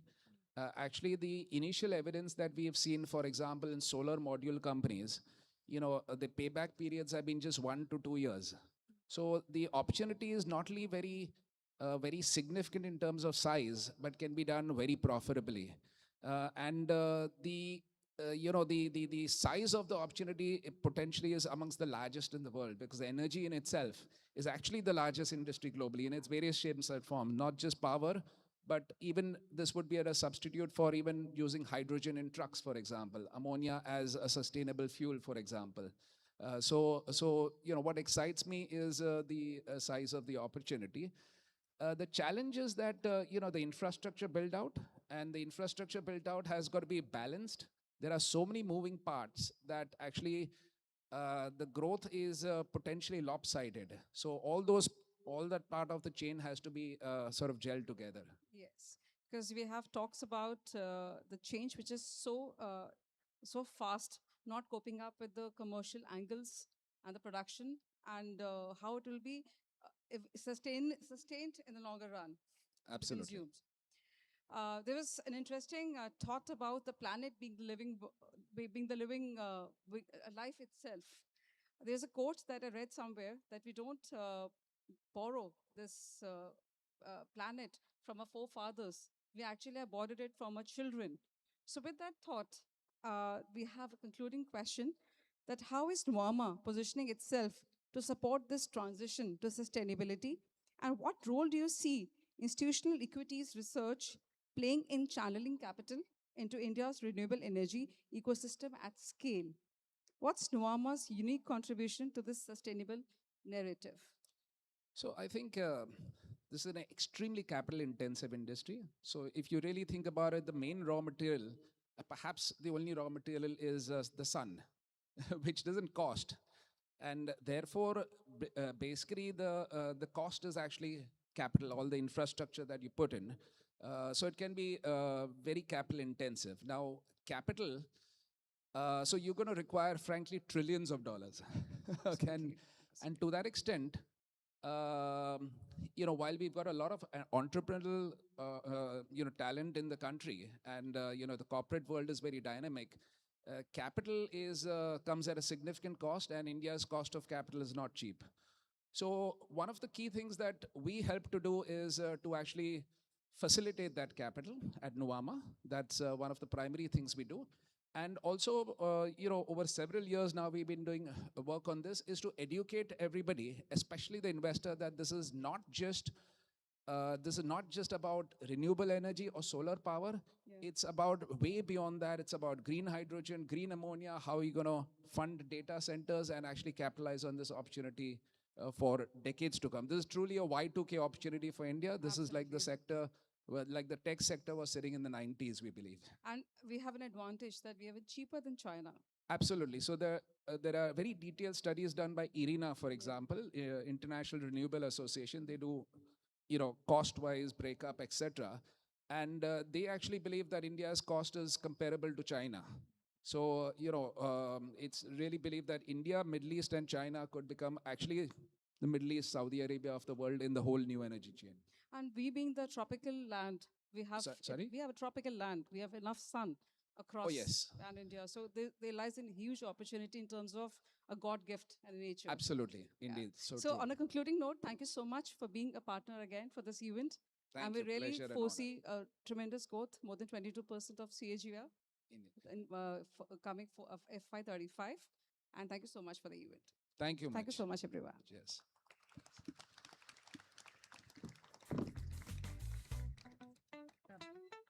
Thank you, Jal and Divya. Could you please just wait for a second? Yeah. Yes.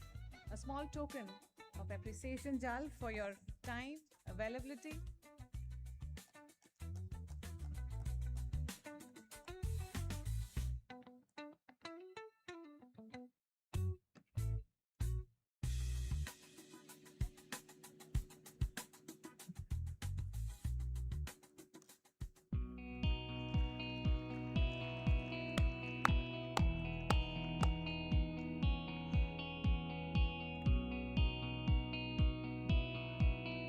Wonderful. Thank you so much. This was a great perspective to have.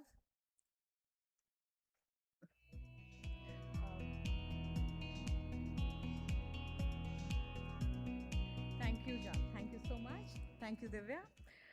We are taking a networking break for sharp 10-12 minutes. Okay, refresh yourself. See you back. And we'll be starting the rest post the networking break. Thank you so much. Have a great networking and refreshments.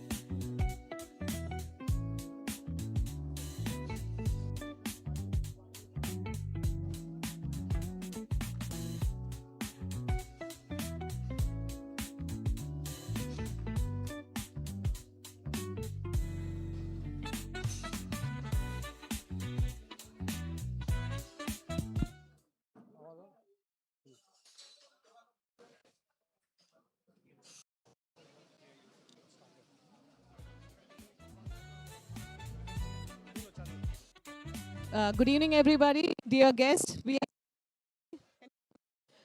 we are starting.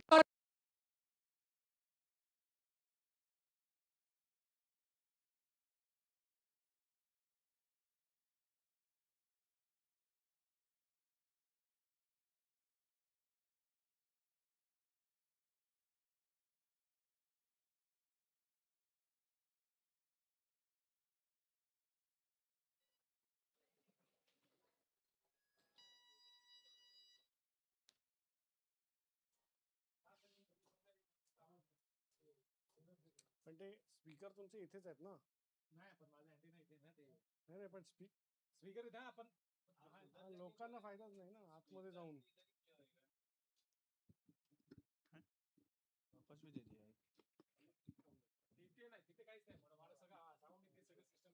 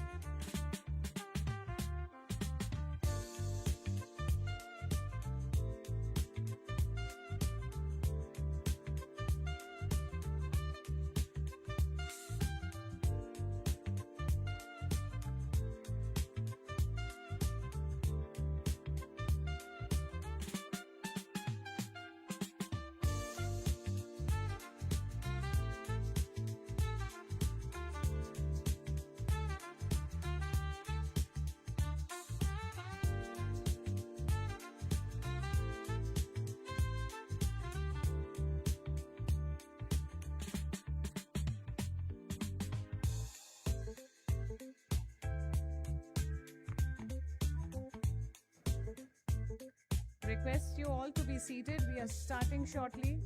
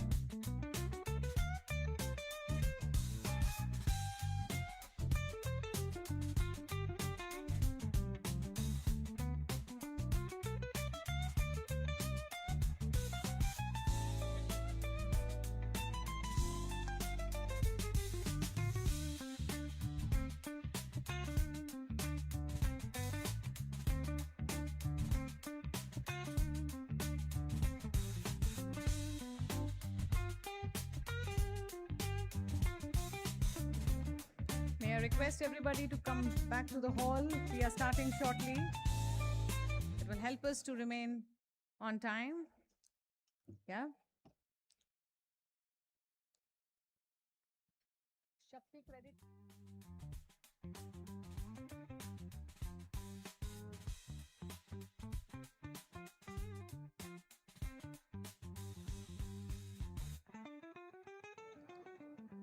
Dr. Aditya, your segment is next.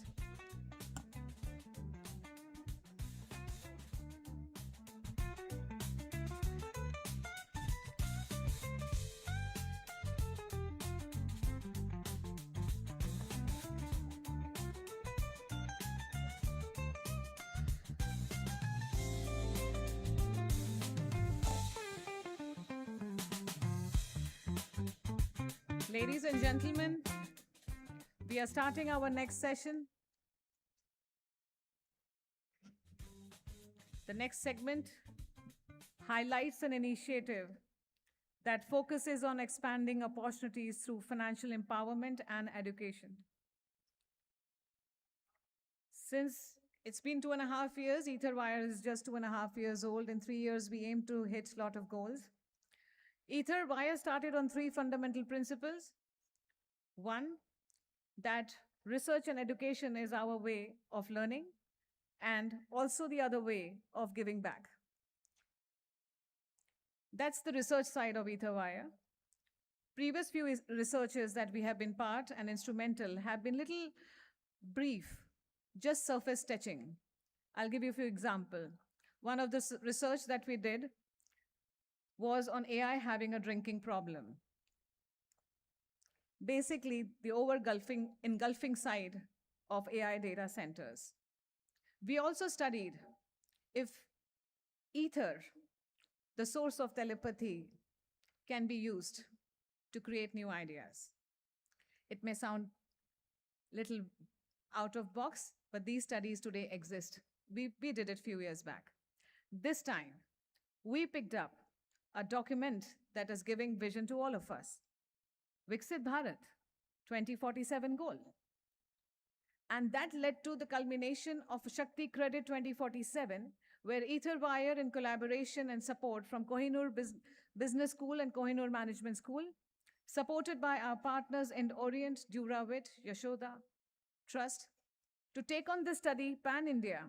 And this study is a study which is focusing on gender carbon dividend and women's role in household climate decision making. This research has entered the second phase. It started in March 20th.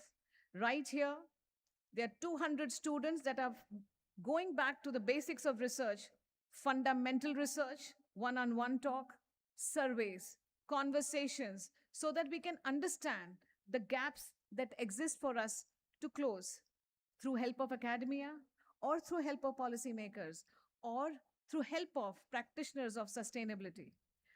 Carbon dividend unlocked in our gender studies is here to be revealed in its second phase. And I would like to invite Dr. Aditya Srinivas, Professor and Head Academics at Kohinoor Management School. While Shakti Credit, as he said, is a small but a vital step towards Viksit Bharat, let's hear from Dr. Aditya. How does he see himself leading this survey and study? And at what phase of this we are today? Dr. Aditya, please join me and take this conversation forward. We will have few slides that will be presented and followed by some other this thing. Thank you, Aditya. Please, round of applause for such education initiatives, research undertaken by Dr. Aditya and his team. All yours.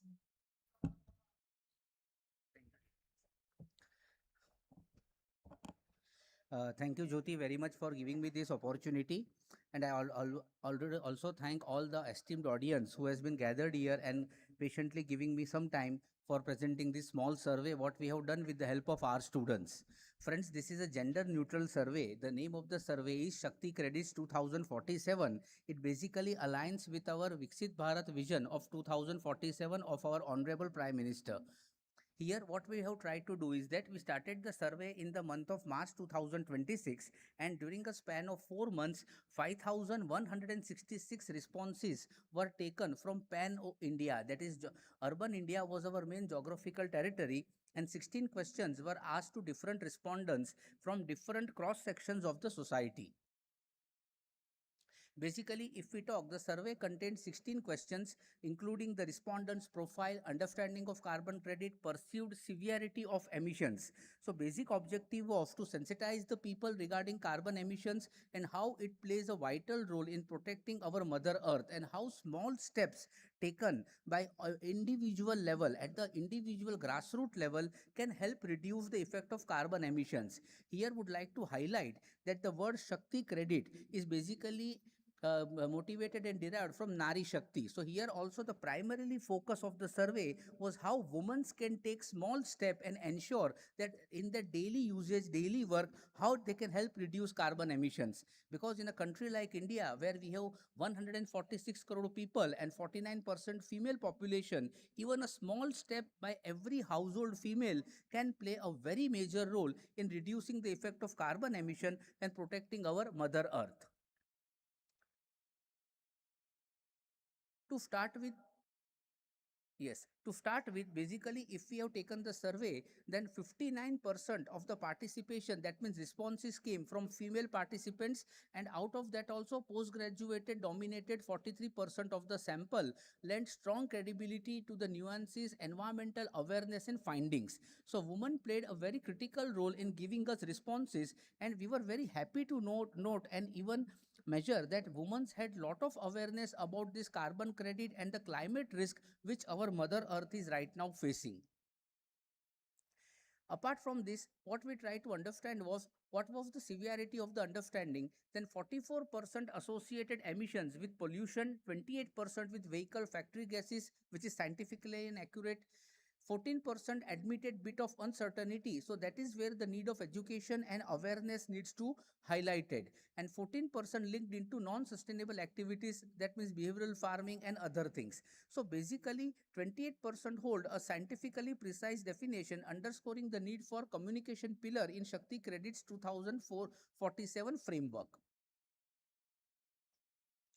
Apart from this, we also try to understand the perceived severity of carbon emissions, that what kind of severity the respondents are perceiving about this problem, and 60% plus agreed that basically carbon emission is harmful and a serious problem. This which leads to strong public buy-in foundation for a carbon credit mechanism like Shakti credits. Here the main point of the survey is, friends, that it focuses at the grassroots level. Though the steps are small, but it focuses at the last man in the queue, that even the small household lady can contribute in a big way, and her contribution can make a significant difference. Apart from this, we have also tried to cap different income groups also, so that you get a comprehensive and a heterogeneous view. Say for example, 17% of the respondents were having upper middle class income between 50,000 to 1 lakh, 18% 20,000 to 50,000, and 40% were there whose income was above 1 lakh rupee. So different segments, different working people, household female, students, working professionals were captured during the survey. So in order to get a holistic view of the overall group. Apart from this slide is very important. Here we had asked them that what motivates you to act for reduction of carbon emission. So that was something very interesting, friends. And here what came out was that 39% choose that if some financial incentive is given to them in the form of tax credit or in form of some other mechanism, they would be more motivated to put in work. So this also gives us a way for policy framework where government can form a proper policy that those who reduce carbon emission should get some kind of tax incentive, or a policy can be formed which helps long-term sustainability of carbon reduction steps. So that was a very validating thing, directly validating Shakti credits reward model. And apart from this, the another benefit here highlighting point was that 46% were already aware of carbon credits. So that also means that people do have a basic level of awareness that such type of mechanisms exist, because in foreign countries, if you see, even carbon credits are traded on stock exchanges. This was very interesting one, that intergenerational concern, that how do future generations will see this as a problem.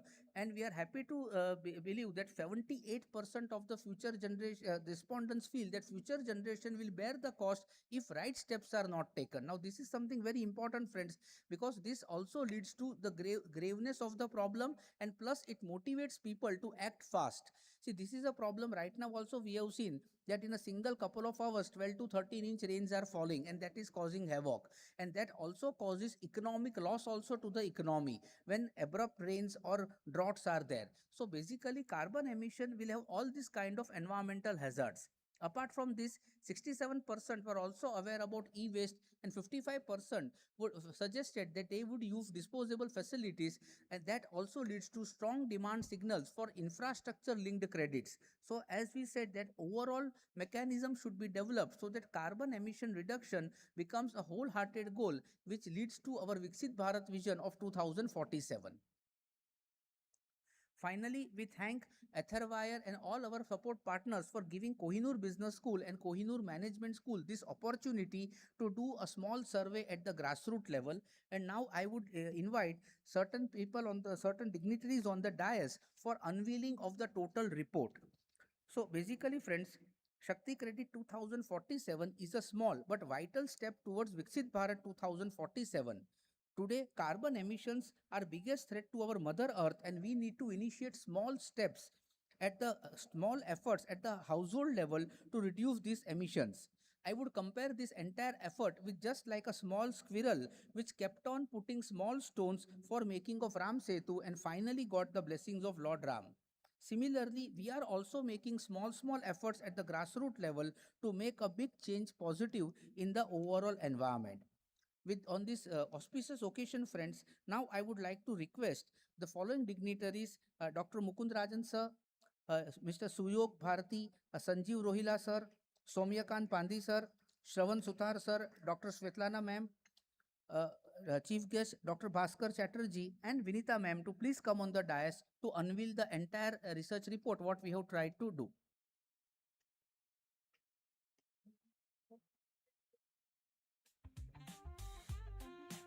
Brinda ma'am, please, you are also invited. Yes, please ma'am, please, Arre ma'am, please ma'am.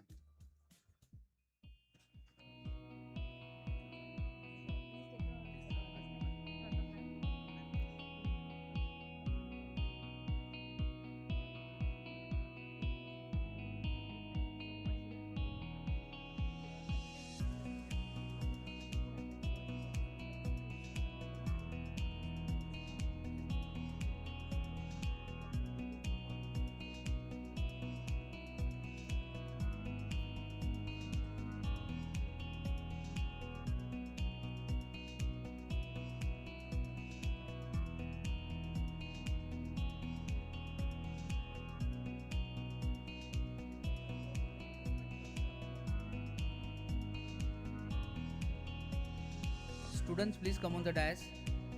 All students, KMS, KBS.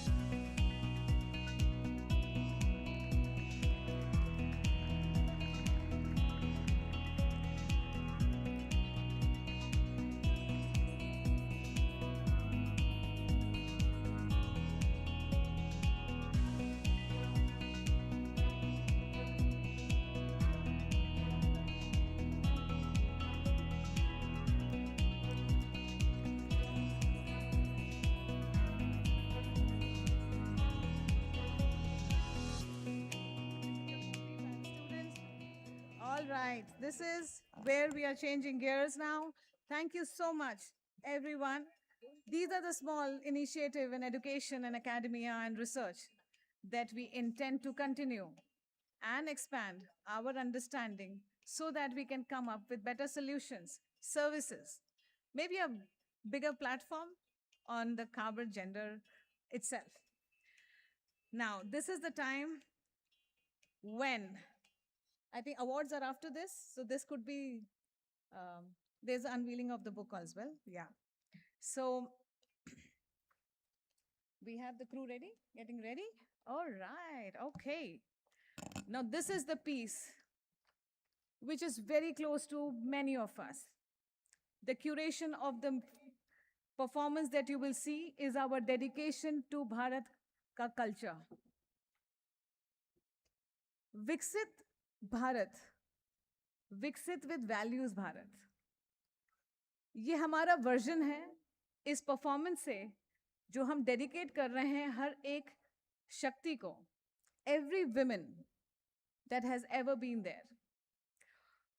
As a warm welcome after networking and Shakti credits, I'm very happy to introduce this original music track, which is heartfelt dedication to the real life role models we celebrate through our efforts. This is a living tribute that you're going to see for Viksit Bharat. This is our version, that the Viksit Bharat is a version of a Shakti which has taken over the world. And this Shakti is living in all of us. In an age when fleeting Bollywood glamour often, it just shades your imagination. And it shades the deeper values and culture sometimes. Because in acting, there's drama. In real life, there is reality. So instead of our children, all of us getting our role models from the Bollywood galaxies, we thought, would it be nice that they could really be introduced to real role models? Who are these? These are people and women like you. When Ether Wire started its musical journey in the entertainment, we were pushed back because we are not from this industry. तो हम गाने कैसे बना सकते हैं? But हमने बनाया, उसको खूब अच्छा सजाया, और आज वो गाना, वो म्यूजिक आपके सामने वापस प्रेजेंट हो रहा है. Ether Wire की ये philosophy है कि आज today what we create becomes a culture tomorrow. Hence, content is not a joke for us. Life is not real. Life is real. And the very fundamental of this thought got support from Dr. Anupama Vaidya, who joined me. The tougher the story, the tougher the storyteller gets. Navdurgas amongst us is a Shakti reimagined, and my co-host, will do the full justice for revealing what the troupe from Banaras is here to perform. Anupama, thank you, and to introduce.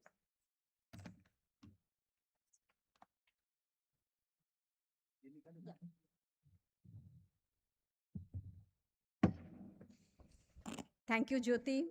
It's wonderful to be a part of this Navdurga's Shakti Reimagine. I know it's been an uphill task, but something very amazing has been revealed on 20th March, and today we once again present it to you.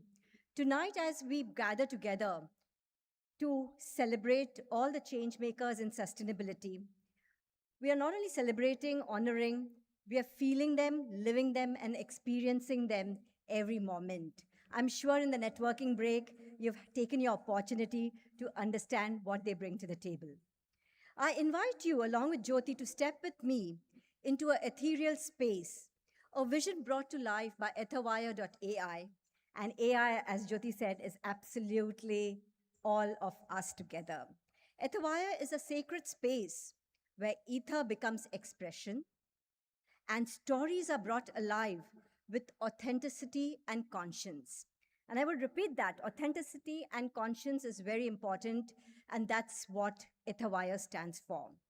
Guided by a visionary founder, Jyoti Rai, whose magical mind, whenever I interact with her, I just see the amount of ideas and the creation and the reality that with which she actually translates it into in front of all of us. This is exactly that what we are presenting to you, a meaningful creation with deep responsibility. From Ethawire's core philosophy, as Jyoti mentioned, we are our future ancestors. What we create today becomes our culture tomorrow. So it's upon us to leave a legacy for generations to come. And this is where the Shakti musical has emerged. Shakti reimagined the Navdurgas amongst us. Jyoti's brainchild, a true reflection of her belief in spotting spark and giving it a platform to shine brightly into the world. Tonight, once again, the beats will change and Shakti will be truly experienced by all of us.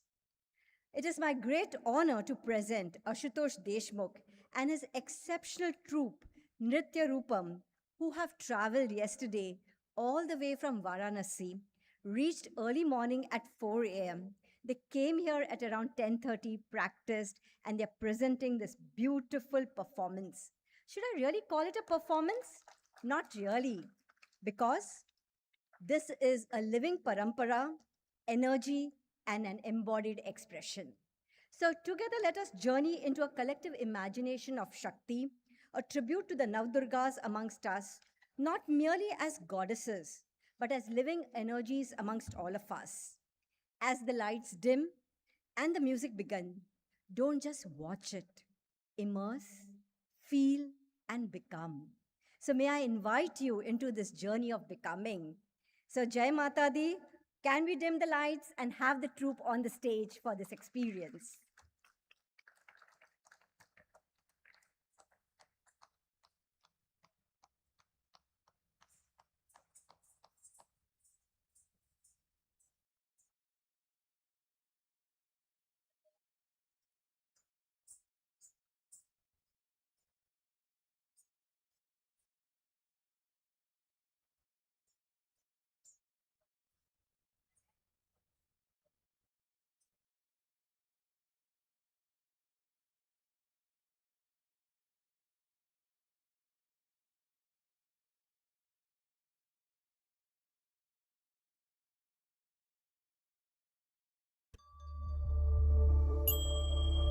ॐ द्यौः शान्तिरन्तरिक्षं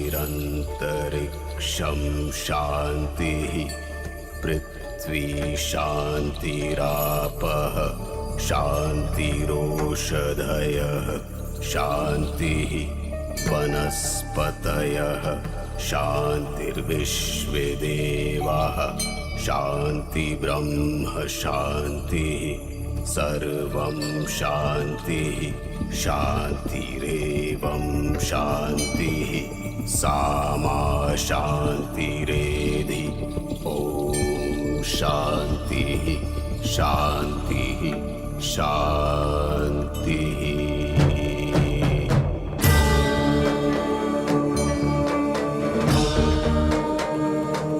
पदपमगरे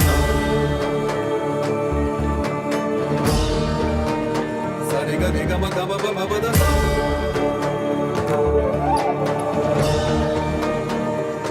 पद पद पम गरे सरि गरि गम गम पद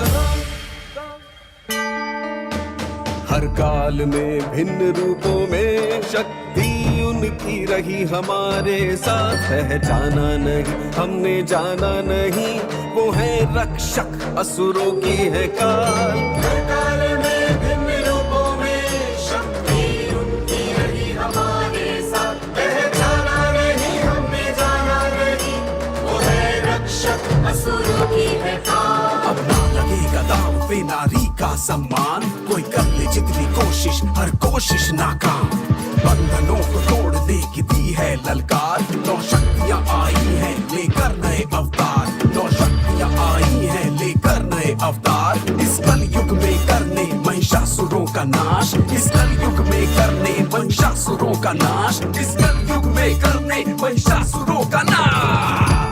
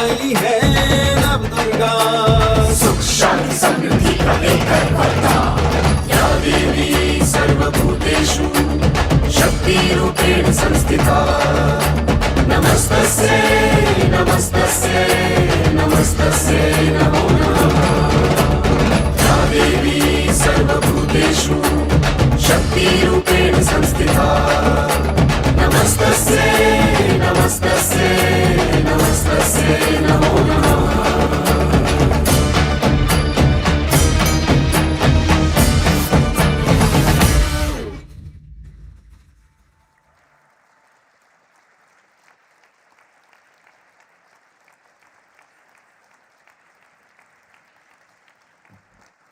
What a mesmerizing performance. I'm sure all of you have been tremendously immersed into this and lived every version of the Navdurga. Thank you so much, team. Truly proud of you to bring this to life. Thank you for the standing ovation. A standing ovation for everyone out over here, for our troupe. Jyoti, I need you on stage. Ethavaya's dream, and I'm sure with all the blessings that we seek today, Navdurgas will get into production soon.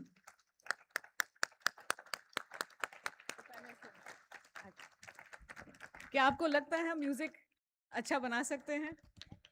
Thank you. क्या हम music culture को दिखा सकते हैं?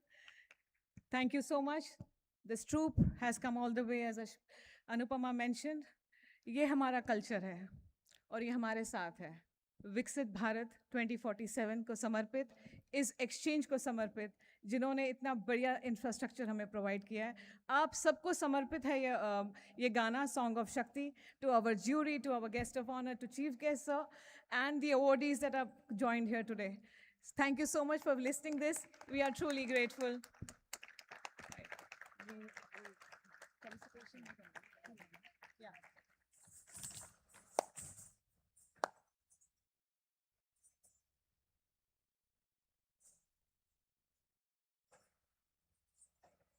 Thank you so much. Please take your seat.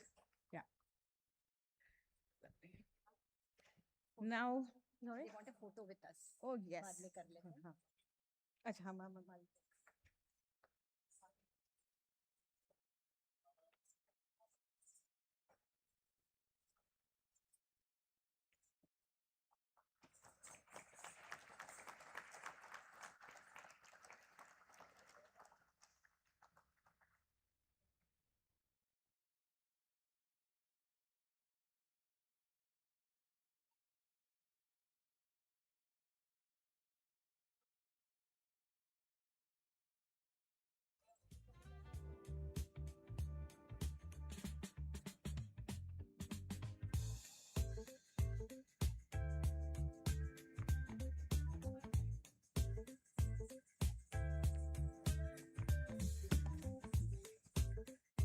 The section is awards. Chronicles, yes, we have an unveiling. Yes. National Social Stock Exchange team. Vineet is there, lovely. Is Kaushal around? Okay. We have, okay, we will be doing a quick unveiling of the social impact awarded stories. And that's been now converted into a chronicles. जब देसी धाकड़ award करता है तो सिर्फ awards नहीं करता है. हम ये कहानियाँ लेके दुनिया में बताना चाहते हैं. इसलिए इन कहानियों की, अवार्डीज की कहानी, इन जर्नी की हम we are documenting their life so that ये कहानियाँ पढ़ी भी जाएं, इनको शेयर किया जाए और शायद इनको परफॉर्म भी किया जाए.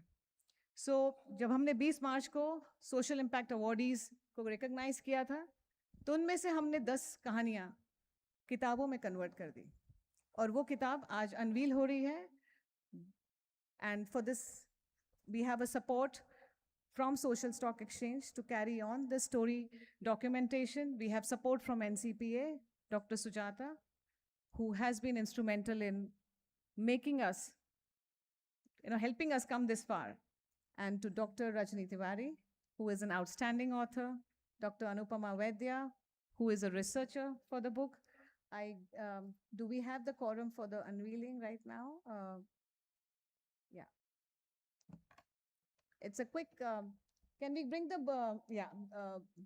may I request Vineet Shastri, Kaushal Kumar, Roma Balwani ji. This started with you, Roma ji. You gave us a lot of homework. Yes, please, let's have some music. Let's bring the book for the unveiling. May I request Anupama Vaidya to please join in. Dr. Bhaskar Chatterjee, please join us. Soumya Kant, you have been a supporter from day go. Thank you so much.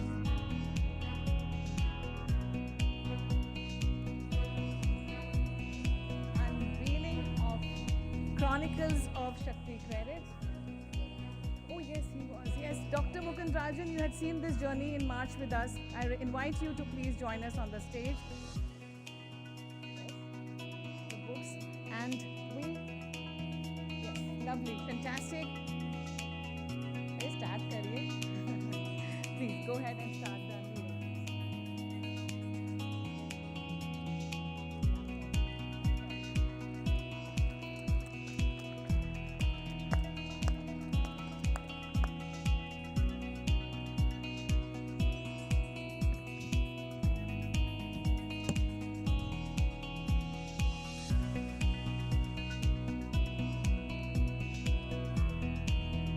There are books that inform, there are books that unique, inspire.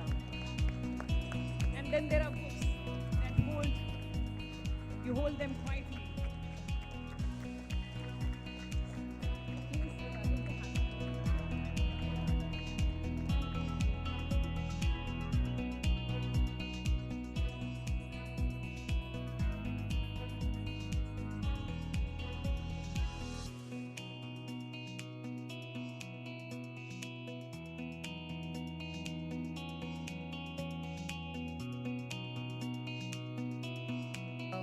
While we unveil the book, let me just put this on record for everybody. This book is not purely only data. It carries the soul of the person who's been through the journey, because what you achieve is an outcome.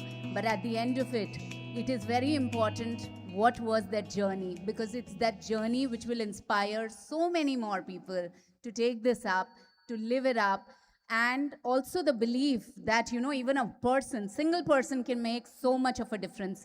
I would really want to thank Ether. I would want to thank Ruma ma'am, Anupama. She helped so much on this whole thing. And at this point of time, everybody who has been instrumental in giving their stories, leveraging their stories to us, because at the end of it, you gave something which was so valuable, your time, your emotion, and we've tried to do full justice. Thank you. The awardees that are here from Social Impact, whose stories are here, can you please join us on the stage, please? Yes. Ma'am is there. Yes. We took the credit already for your lovely stories. Thank you for joining. I'll get the copy.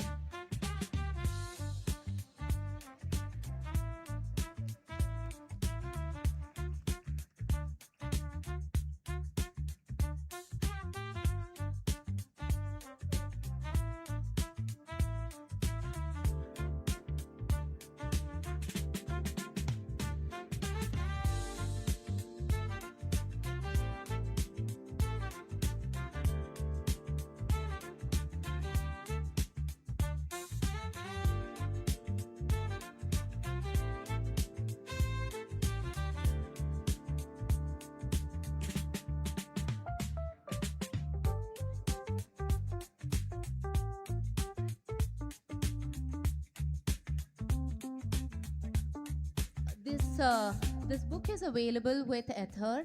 I would really request, please get your hands on the book, because whatever you're going to be picking, whatever, it's just not about the stories. You'll be contributing to a very, very important cause. We want to write such more stories. There will be an edition 2 coming up. And we really want to highlight all this good work which is happening in our country all across, so that more and more people can claim to be the Desi Dhaakars. Thank you. Lovely, fantastic, Rajni. Rajni has volunteered to author this book. She is an author already of not one, not two, but many bestseller books which she writes. One of her book is already converted into social impact drama by Etherwire, which was screened at NCPA. And it's a short films that impacts society. And very positive narrative that has been created out of that. Now let's rush into the awards. We all have been waiting for it. Let's at least now join hands to invite the dashing two moderators. Yeah, of course, that's your cue. Enjoy the rest of the evening. हम awards के बाद मिलेंगे.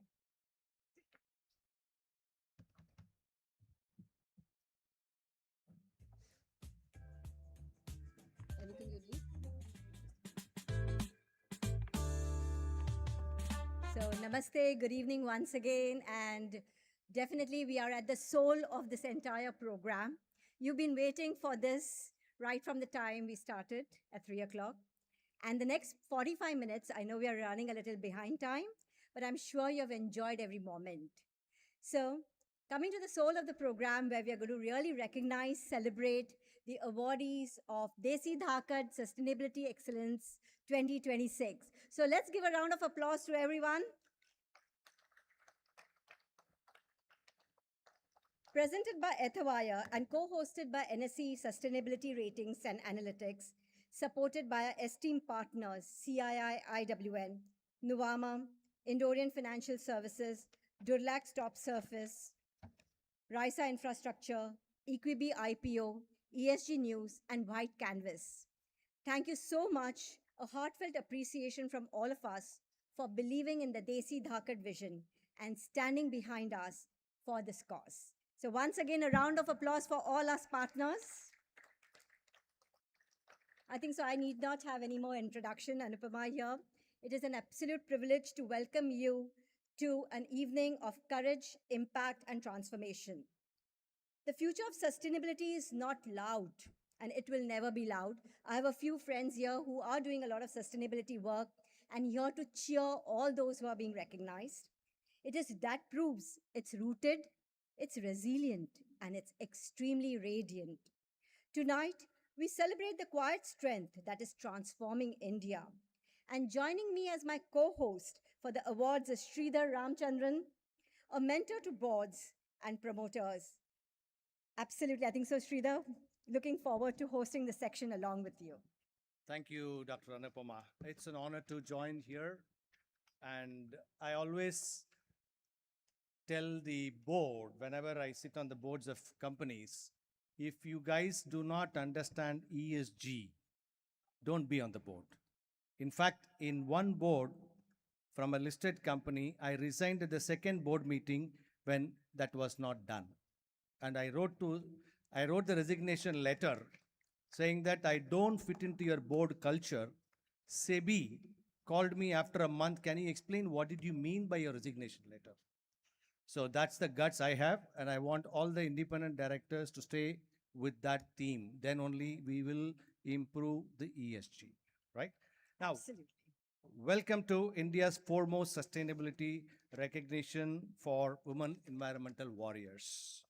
Not merely an award ceremony, but a celebration of courage, resilience, and transformation.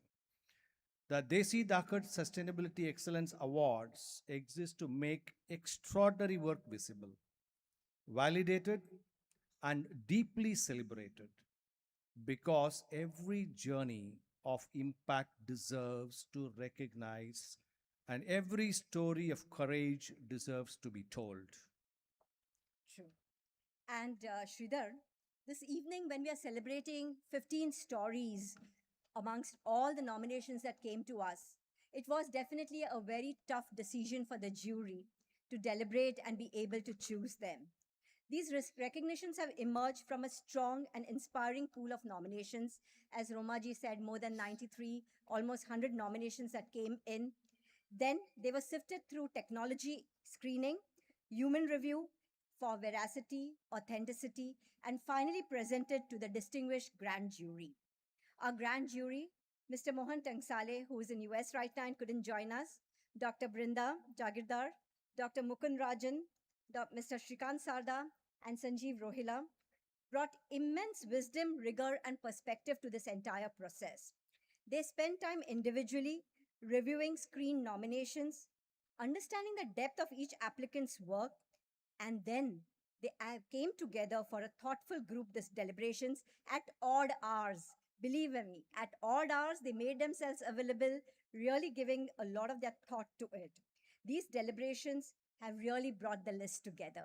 So thank you once again to the grand jury to really make this happen. So every recognition that you're going to experience tonight carries not only the story of impact, but also credibility of a thoughtful and robust evaluation process.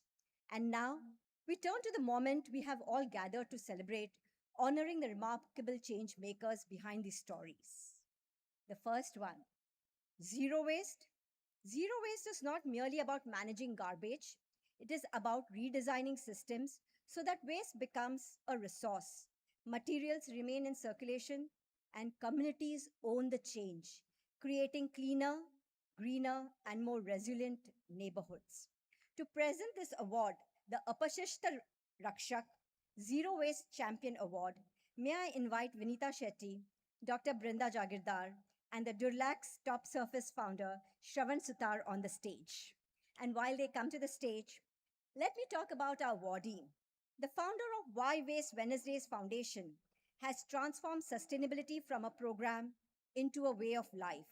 Through community-led segregation, composting, and zero waste to landfill models, initiatives like Navjeevan Vihar, Project Vikalp have diverted lakhs of kilograms of waste from landfills and engaged thousands of citizens in the lasting behavioral change. We are delighted to honor Dr. Rupi Makhija of Why Waste Wednesdays Foundation, and on her behalf, since she couldn't come, may I invite Mr. Rajiv Arora, the team lead, to receive the award. Mr. Rajiv Arora, may I request you to come to the stage? Congratulations to Dr. Ruby, Mr. Rajiv, and her team of Why Waste Wednesdays. A wonderful initiative for all of us.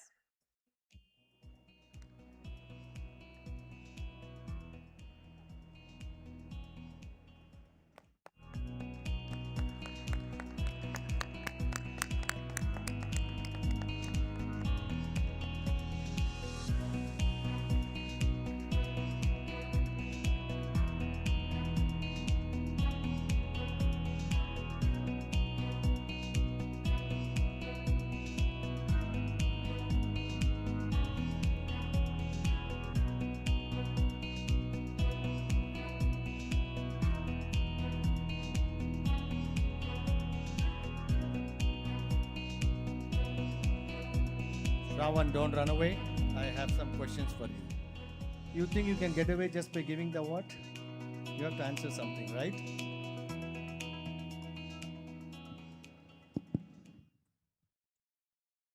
So you're a listed company. I saw your name there.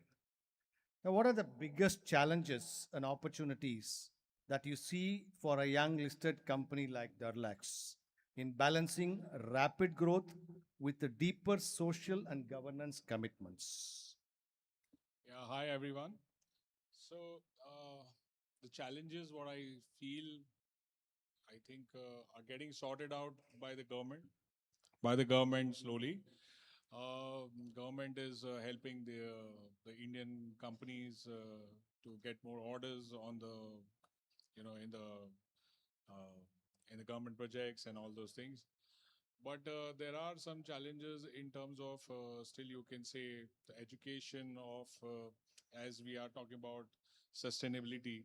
So even though as entrepreneurs we want to be more inclined to it, but the incentives to implement those systems is still a work in progress. So I think those will happen slowly. See, the communication is also very important. How do you communicate to your stakeholders, your employees, how the sustainability is going to help you? How do you do that? Yes. Was it a googly? Yeah, I think so. So employees and all are, always we all try to do our best for our employees, and again we'll have to educate them. Both take I mean, in our organization we have a drill which we do with all our employees that this is how you want to sell the product, is that. But with our what we are doing right now is that we are manufacturing products which are recyclable, and also the current product what we make doesn't have any waste, so it's like a zero waste. And again, the whatever the dry waste which comes out, we are again supplying it to the another markets or another businesses which again make a product out of it. So it's all Circular. yeah, circular. Good. Thank you, Shravan. Thank you. Thank you.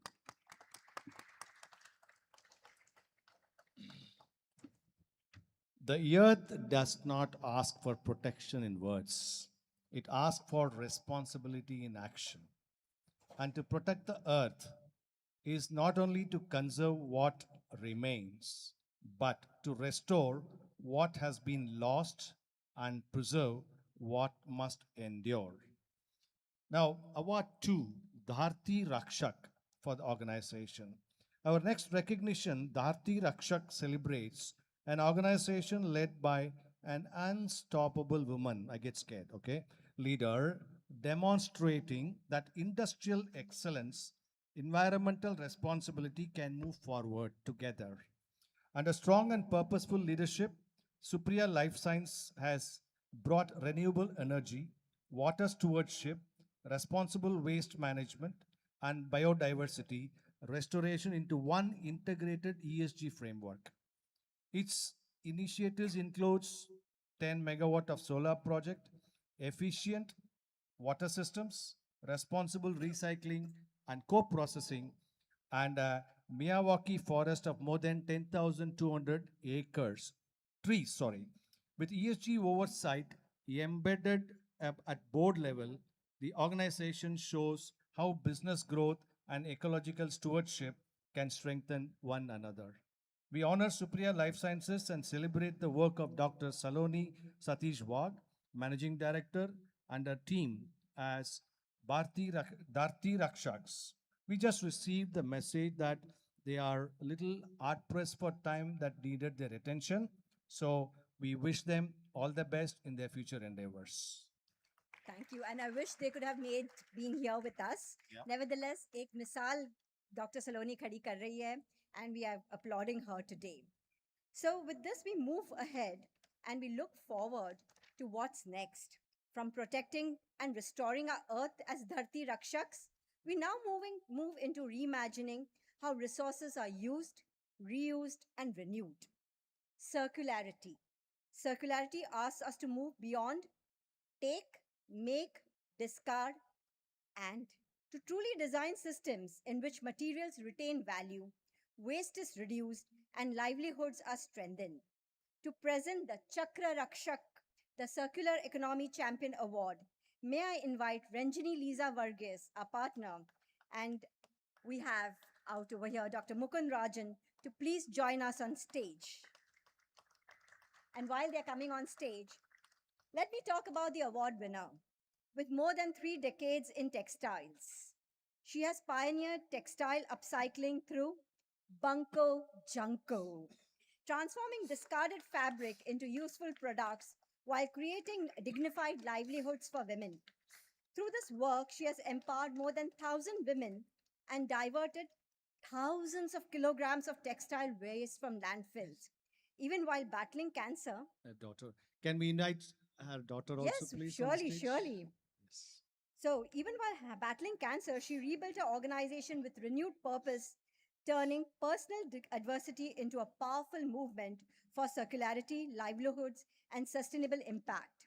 We are delighted to honor Bhavini Nishit Parikh and her daughter on stage to receive this award. Big round of applause. We can do better.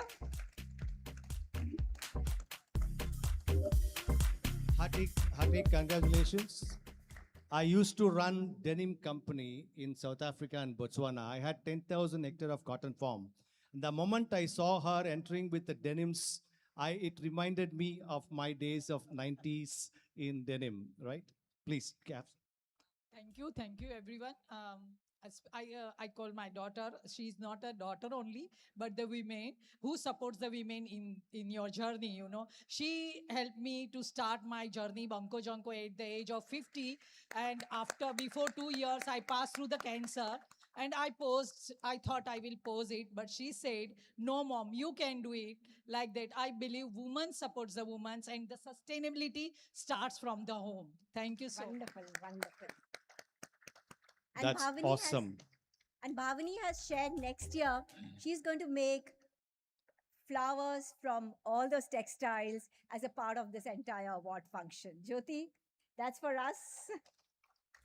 So those flowers also remain for lifetime.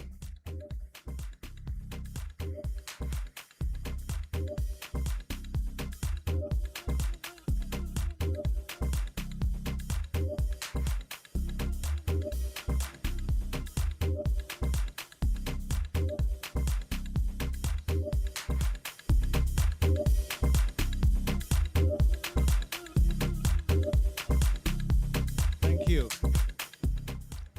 From closing the loop on resources, we now move to protecting the wider environment through intelligence, foresight, and timely action. Now, Paryavaran Sanrakshan Environmental Stewardship Award. Environmental stewardship turns data and insight into timely action, helping communities, institutions, and cities understand risk and respond before damage becomes irreversible. Now, to present Paryavaran Sanrakshan Award, may I invite Sanjeev Rohila and Yogesh Tomar of Raisa to please join us on the stage. Through AuraSure, she built a scalable climate intelligence ecosystem spanning more than 350 cities across 5 countries with over 2,200 sensor deployments, generating more than 5 billion hyper-local environmental data points. 5 billion hyper-local environmental data points. These insights help governments, industries, and communities respond more effectively to air pollution, heat, weather, and flood risks. In Bhubaneswar, data-led interventions contributed to measurable reductions in particulate pollution, showing how indigenous innovation from India can scale globally and turn climate data into resilience and real-world impact. We are delighted to honor Akanksha Priyadarshini of Arashore Private Limited with the Paryavaran Sanrakshan Environmental Stewardship Award.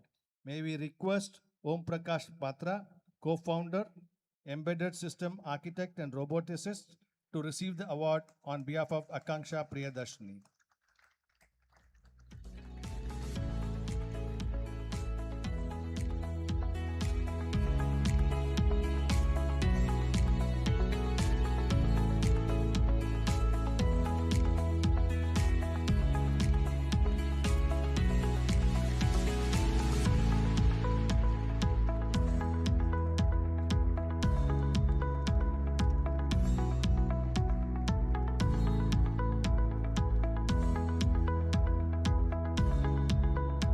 Hearty congratulations. Om Prakash, just give us a few bites. Yogesh, may I request you to wait after this bite? Yes. Thank you, everyone. So Akanksha couldn't be here, so she asked me to receive on her. Yeah. So we are a hyperlocal climate intelligent company. So if you see like the air pollution is a bigger issue in India. So we believe in what you cannot see, you cannot solve. So our company ethos is how much ground data you can collect. That is a major gap in all the climate models. Now also you can see in Google, you can see it is raining. It shows it raining, but it is actually not raining because of that ground truth data.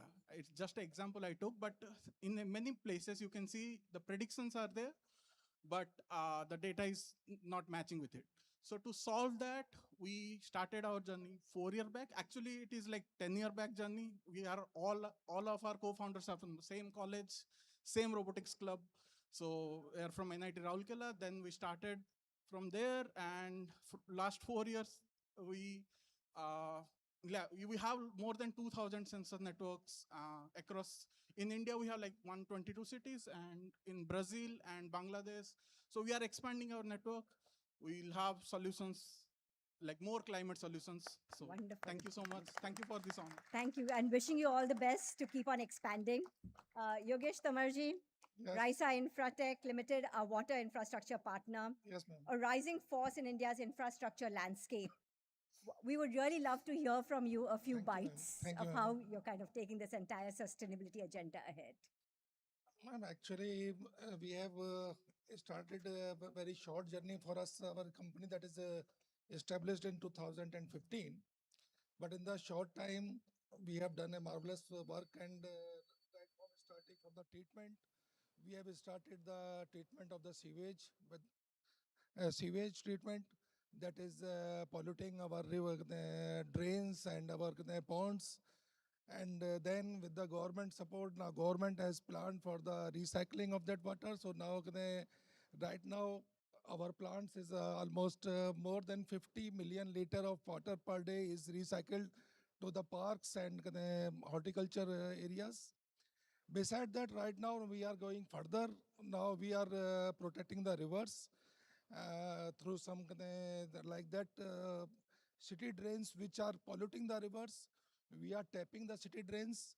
We are treating their water, and now after treating that water, after achieving the parameters which are required for the rivers, then we are again putting that water into the river, so that our river should not be polluted further. Yeah. You're working at the grassroots levels of where it's really required. Thank Thank you you, so ma'am. much, Thank you. Yogeshji. And from environmental intelligence, we now move to climate action on ground, where innovation becomes measurable change. Prakriti Rakshak. This is a special recognition amongst all the awards, one that connects environmental responsibility with women's health and long-term behavioral change. To present this recognition, may I invite Vinita Shetty, Anand Chimaria, and Mukesh Singh from Equibi, our research partners, to please join me on stage. Now coming to the awardee.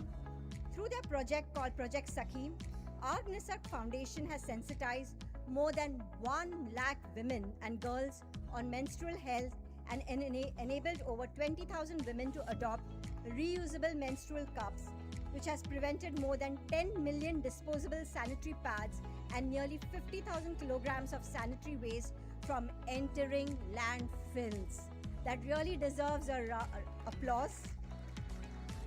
Alongside this, its partnership with BMC has strengthened sanitary waste segregation across Mumbai, improving public health, protecting sanitation workers, and creating a scalable urban model. We are delighted to recognize our Nisak Foundation, and may I invite Dr. Lata Ghanchamani to please come forward and receive the recognition for your organization. Wonderful work, Dr. Lata. We are truly proud of you and the R. Nisak Foundation and what the team is doing.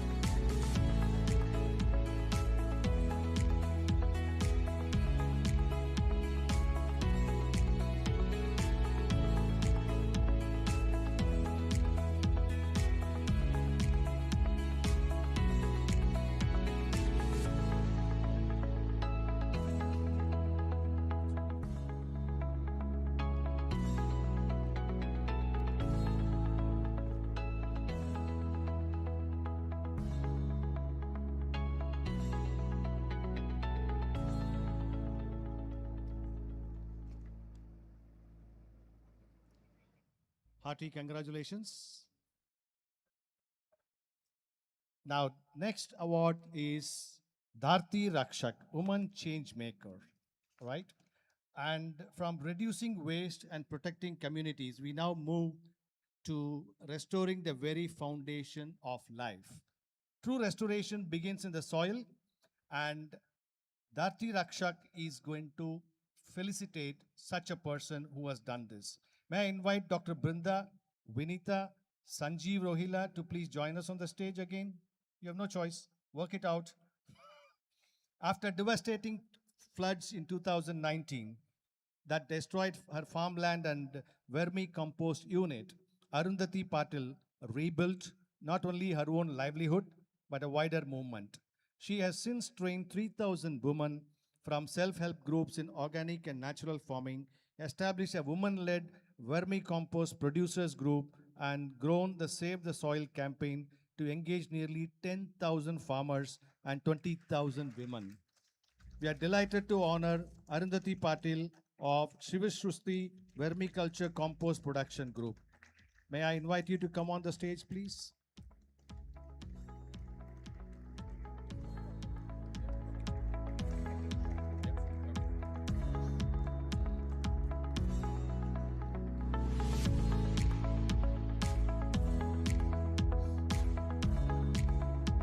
That's a powerful example of resilience transformed into regenerative action. Big round of applause for Arundhati ji.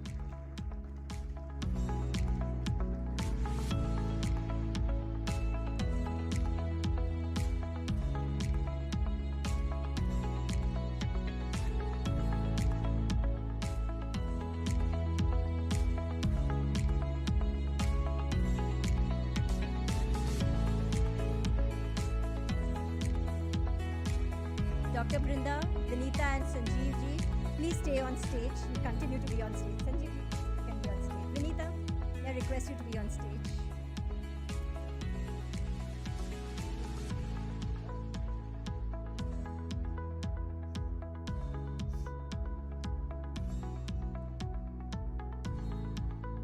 उपस्थित मान्यवर आणि इथे जमलेले बंधू भगिनींना माझा नमस्कार. मी एक शेतकरी महिला सौ अरुंधती संजय पाटील, मुक्काम पोस्ट धरुंगती, तालुका शिरोळ, जिल्हा कोल्हापूर. मी मराठीत बोलते कारण मी महाराष्ट्राचे आदर करते.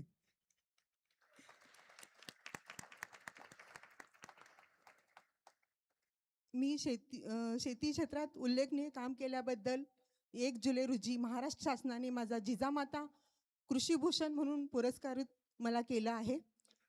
तसेच 12 मेला CI फाउंडेशनने वुमन एक्झेम्पलर म्हणून मला सन्मानित केलं आहे.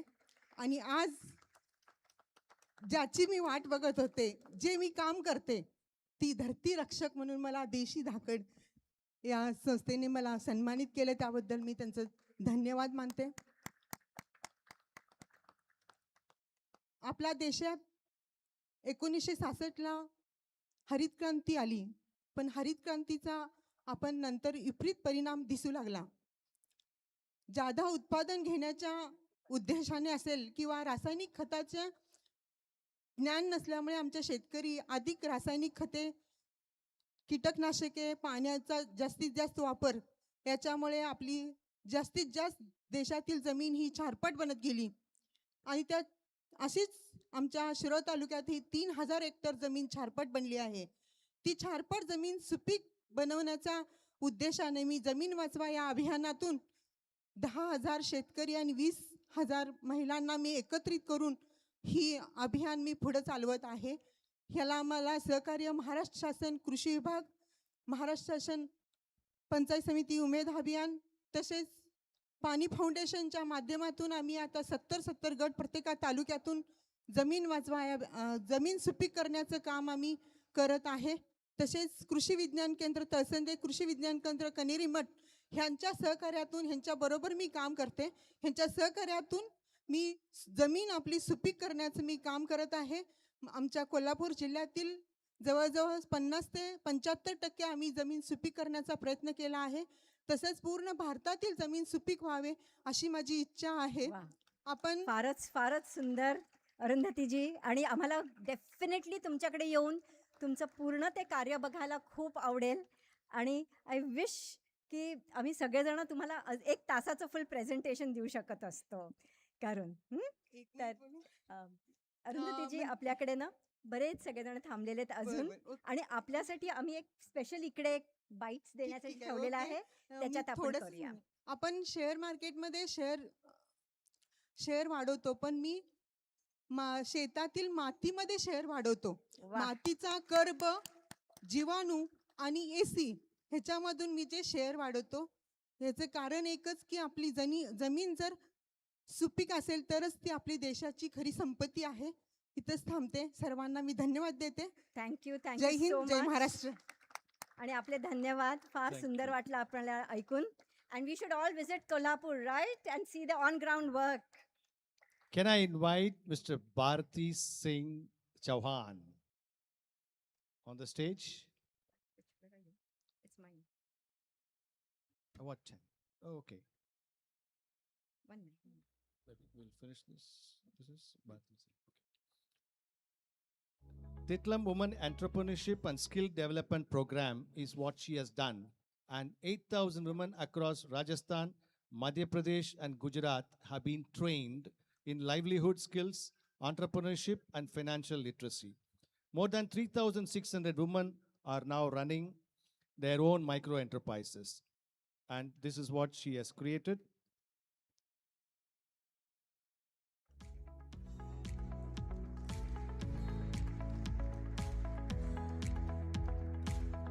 What an inspiring example how skills, enterprise, and opportunity can transform not only individual women, but entire communities. Congratulations.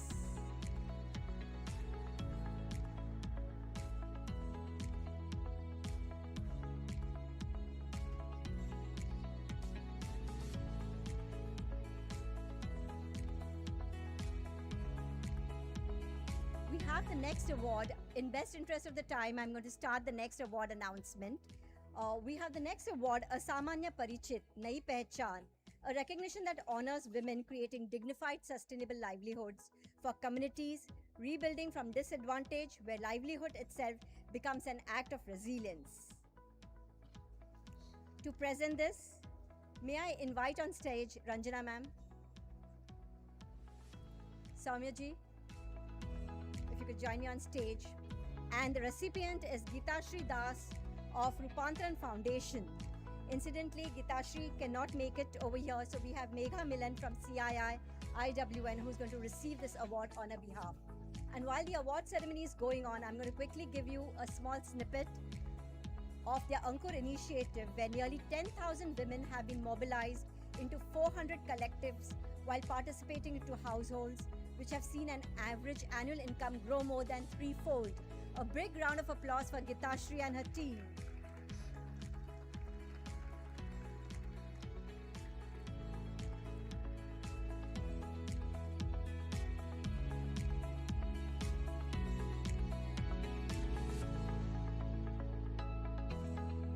And while Megha is receiving this award,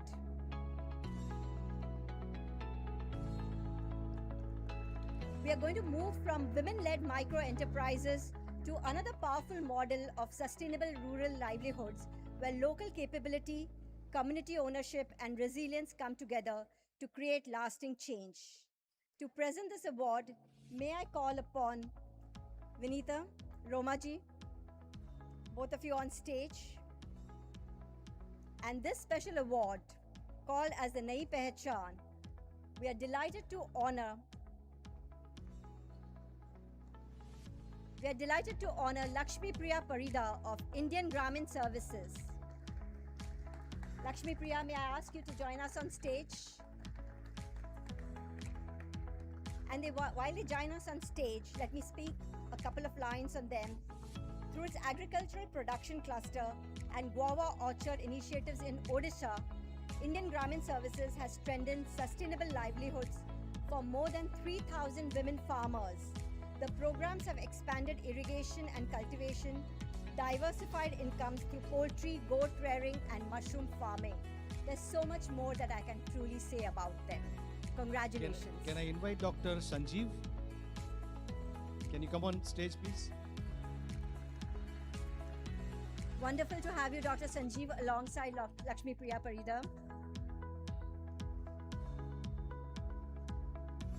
So another 4-5 awards to go, and I'm sure you all are waiting for them.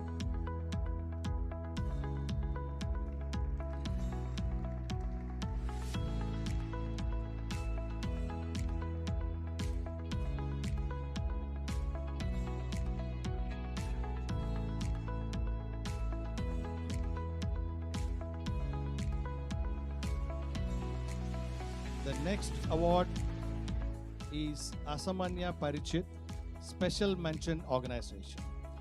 We are delighted to honor Natasha Raj and Cradilla Financial Services for this meaningful work. Natasha, may I invite you on the stage? While I will also keep Shravan, can you please come on stage? And Mr. Mukesh Singh. Mukesh from EQB is not there. Is it? Ah. Please come on stage. And Natasha and Cradilla team. They have supported vulnerable families across Bhubaneswar and Visakhapatnam, reaching 347 children, strengthening 7 self-help groups, 50% increase in average dropouts, expanded health insurance coverage, supported learning and immunization. And while the award ceremony is going on, I'm going to call for the next award. It's a very interesting category called as the Gyan Yodha.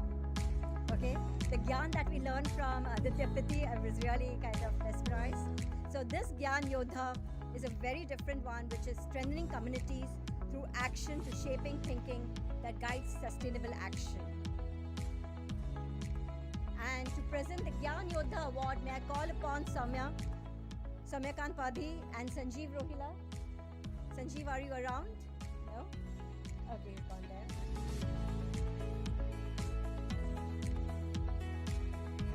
Vinita, may I call you on stage to present this Gyan Yodha? And the awardee is Swati Singh. Swati Singh represents Grid Arundel as Gyan Yodha. And she's traveling outside, so we have a spouse, Vaibhav Rathi, who's coming and receiving the award on her behalf. Congratulations to Swati Singh Sambyal. And congratulations to you, Vaibhav. Please convey our thanks to her. While he is receiving the award, I am going to announce a Mentor's Choice Recognition Award. Now I invite Miss Minali Dhaakad of Art Approach, because she has been her choicest recognition as mentor for Desi Dhaakad platform.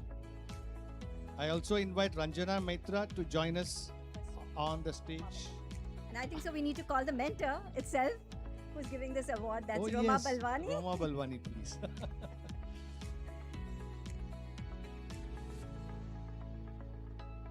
So Minali is being recognized for her vision of public art Ranjana with a ma'am, purpose. please join us. Sorry, you were also Vinita, first. please stay on stage. Continue to be on stage. Yes. So Minali, wonderful to be giving you this recognition as the Mentor's Choice Award for the public art with purpose that you do. Hearty congratulations. And Minali is a part of the Guinness World Record installation. She created that installation. So congratulations to you, Minali, for that. Urja Veer, next award for the organization. And this I would like to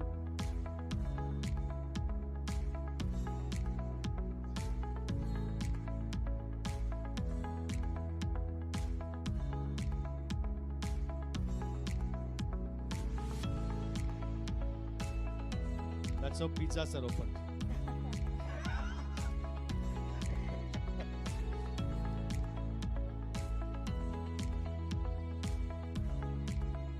For the Urja Veer Award, the winner is Saktishtali Mahila Sankatan Samiti. Now this one is going to be received by Mr. Jalandhar Satpute on behalf of Shraddha Jadan. Please do come, and I would like Vinita Shetty, stay back. Sorry. And Yogesh Tomar, please come on stage, please. So the Urja Veer is an excellent example of how clean energy can illuminate classrooms, strengthen communities, and build a more resilient future. So congratulations to Shraddha Jadon and her Shaktishali Mahila Sangathan Samiti. Their solar powered systems benefits more than 3,000 students.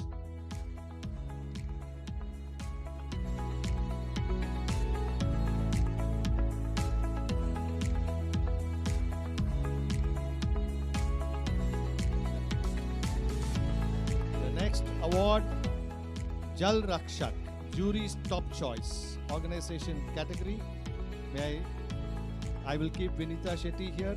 Dr. Brinda, would you like, please do come, and Shravan Sutar and Sanjeev. Yep. It's being a jury top choice, so we'd like to have Sanjeev Rohila also on stage. And the award goes to Shelter Associates.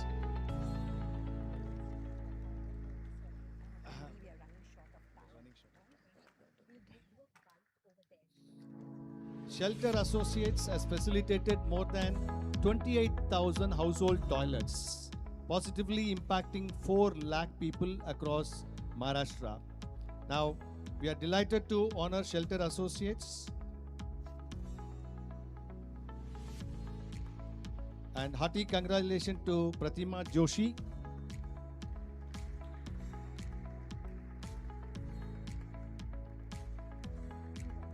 Through rigorous household level verification, she has built a credible and scalable model linking sanitation, women's health and dignity. This is a phenomenal work she has done. And from there, we continue the jury top choice from the organization. Congratulations to the individual category of jury top choice. And while pictures happening, Vinita, I'll ask you to continue on stage. Sanjeev, Dr. Brinda, continue on stage. May I call Soumyakant Padhi also on the stage? And the individual category award goes to Madhura Das Gupta Sinha of Aspire for Her, who is a Women Changemaker Award. I think so she definitely really looks. A big applause for Madhura Das Gupta Sinha.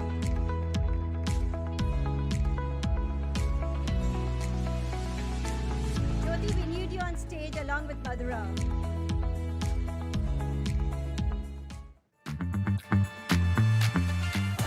To our network.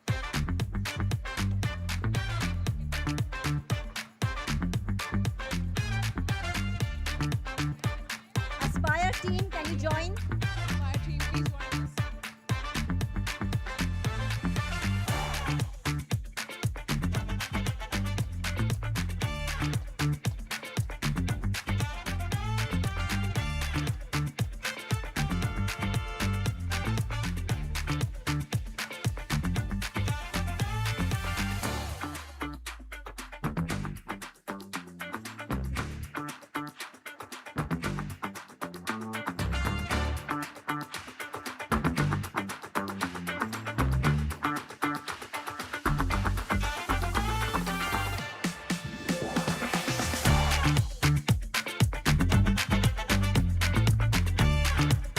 Roma ji, we need you on stage. Ranjana ji. Ranjana, come over.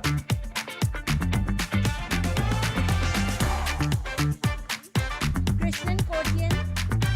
May I have Krishnan Kotian on stage?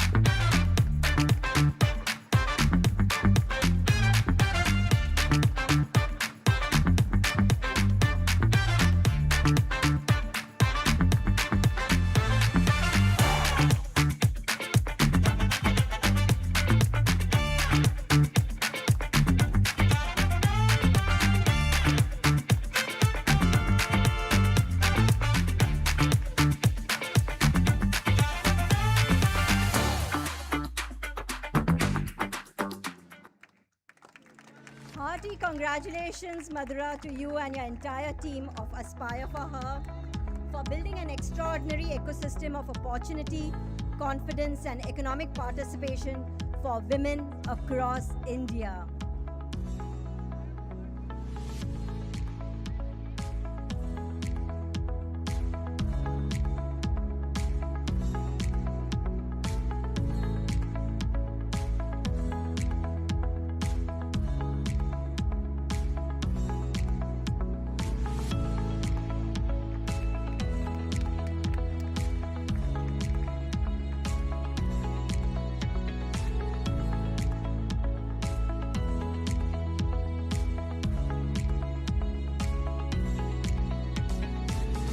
So that's the Jury Top Choice Award for the individual category, Madhura Das Gupta Sinha and her Aspire for Her team.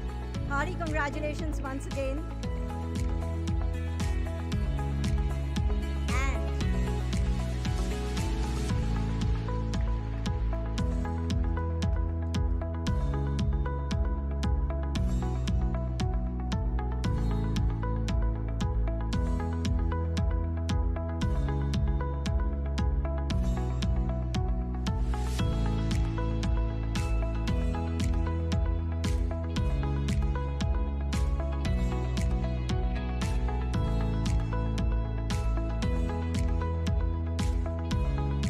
May I ask all the dignitaries to continue to remain on stage? The jury. Dr. Bhaskar, may I invite you to the stage? Dr. Brinda, you can wait. Ranjana ma'am, you can wait on stage. There's something special that we have from Etawire. Okay. Soumya, you will remain on stage. Please be on stage. So while we have completed the nominations category, can I have a little slowdown in the music, please? So we arrive at a very special award for the evening, and this award is a recognition for someone who really deserves it as a true Desi Dhaakad. This award has been instituted by Etherwire itself through a research-based, and I'm going to call upon, we have our dignitaries on stage too. Roma ji, Vinita ji, we need you on stage over here. Ranjana ji, please. All of you. This is the Desi Dhaakad Samman, a true honor for someone who really shows the Dhaakad spirit of courage, anchored in the work that they have been doing. May I call upon Dr. Marcella on stage, Dr. Marcella D'Souza, to receive this award, where we recognize her and her work, the WOTR, Watershed Organization Trust, which is a very unique organization that has been working in the space across 10 states, 89 districts, more than 8,500 villages, impacting more than 9.5 million people and treating 2.5 million hectares of degraded land. It's truly a very, very amazing project that they've been doing. So this is a recognition for Dr. Marcella. Crispina Lobo, the co-founder, is also with us. May I invite you to join us on stage? Dr. Marcella, with her simplicity and humility, we are truly touched to have you and Crispina Lobo along with us to receive this Desi Dhaakad Samman. I think so it deserves a standing round of ovation. Please, may I request all of you to stand?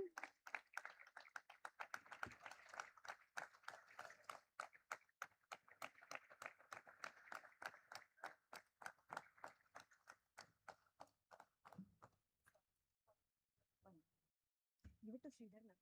Give it to Sridhar.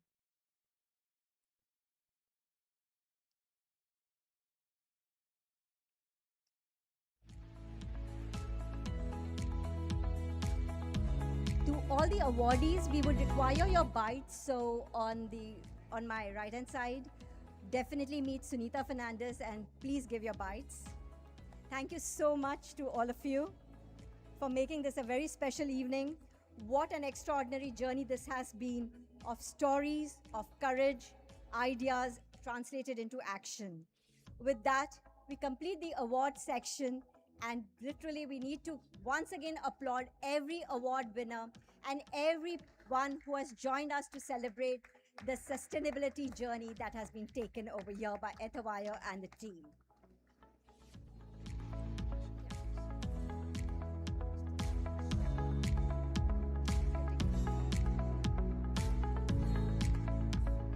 May I call all the awardees to the stage, please, for a picture?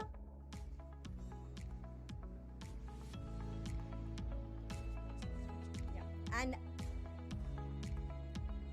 all the awardees and the sponsors, and our guests of honor. Yeah. Dr. Bhaskar, may I request you to come for a picture with the awardees?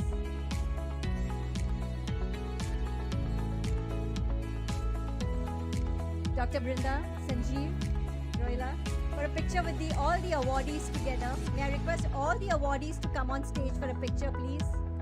This is a very special moment, a Dhaakad moment as I would call it.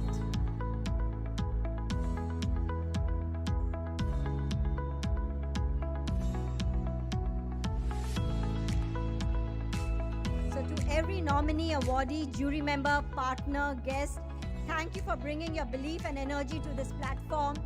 And every story written here is not the end of a recognition, it's the beginning of a celebration. You did see the chronicles of social impact getting released. It's our endeavor to bring your stories to life as we go forward. So congratulations to all the award winners once again, and a big thank you for all the work that you have been doing.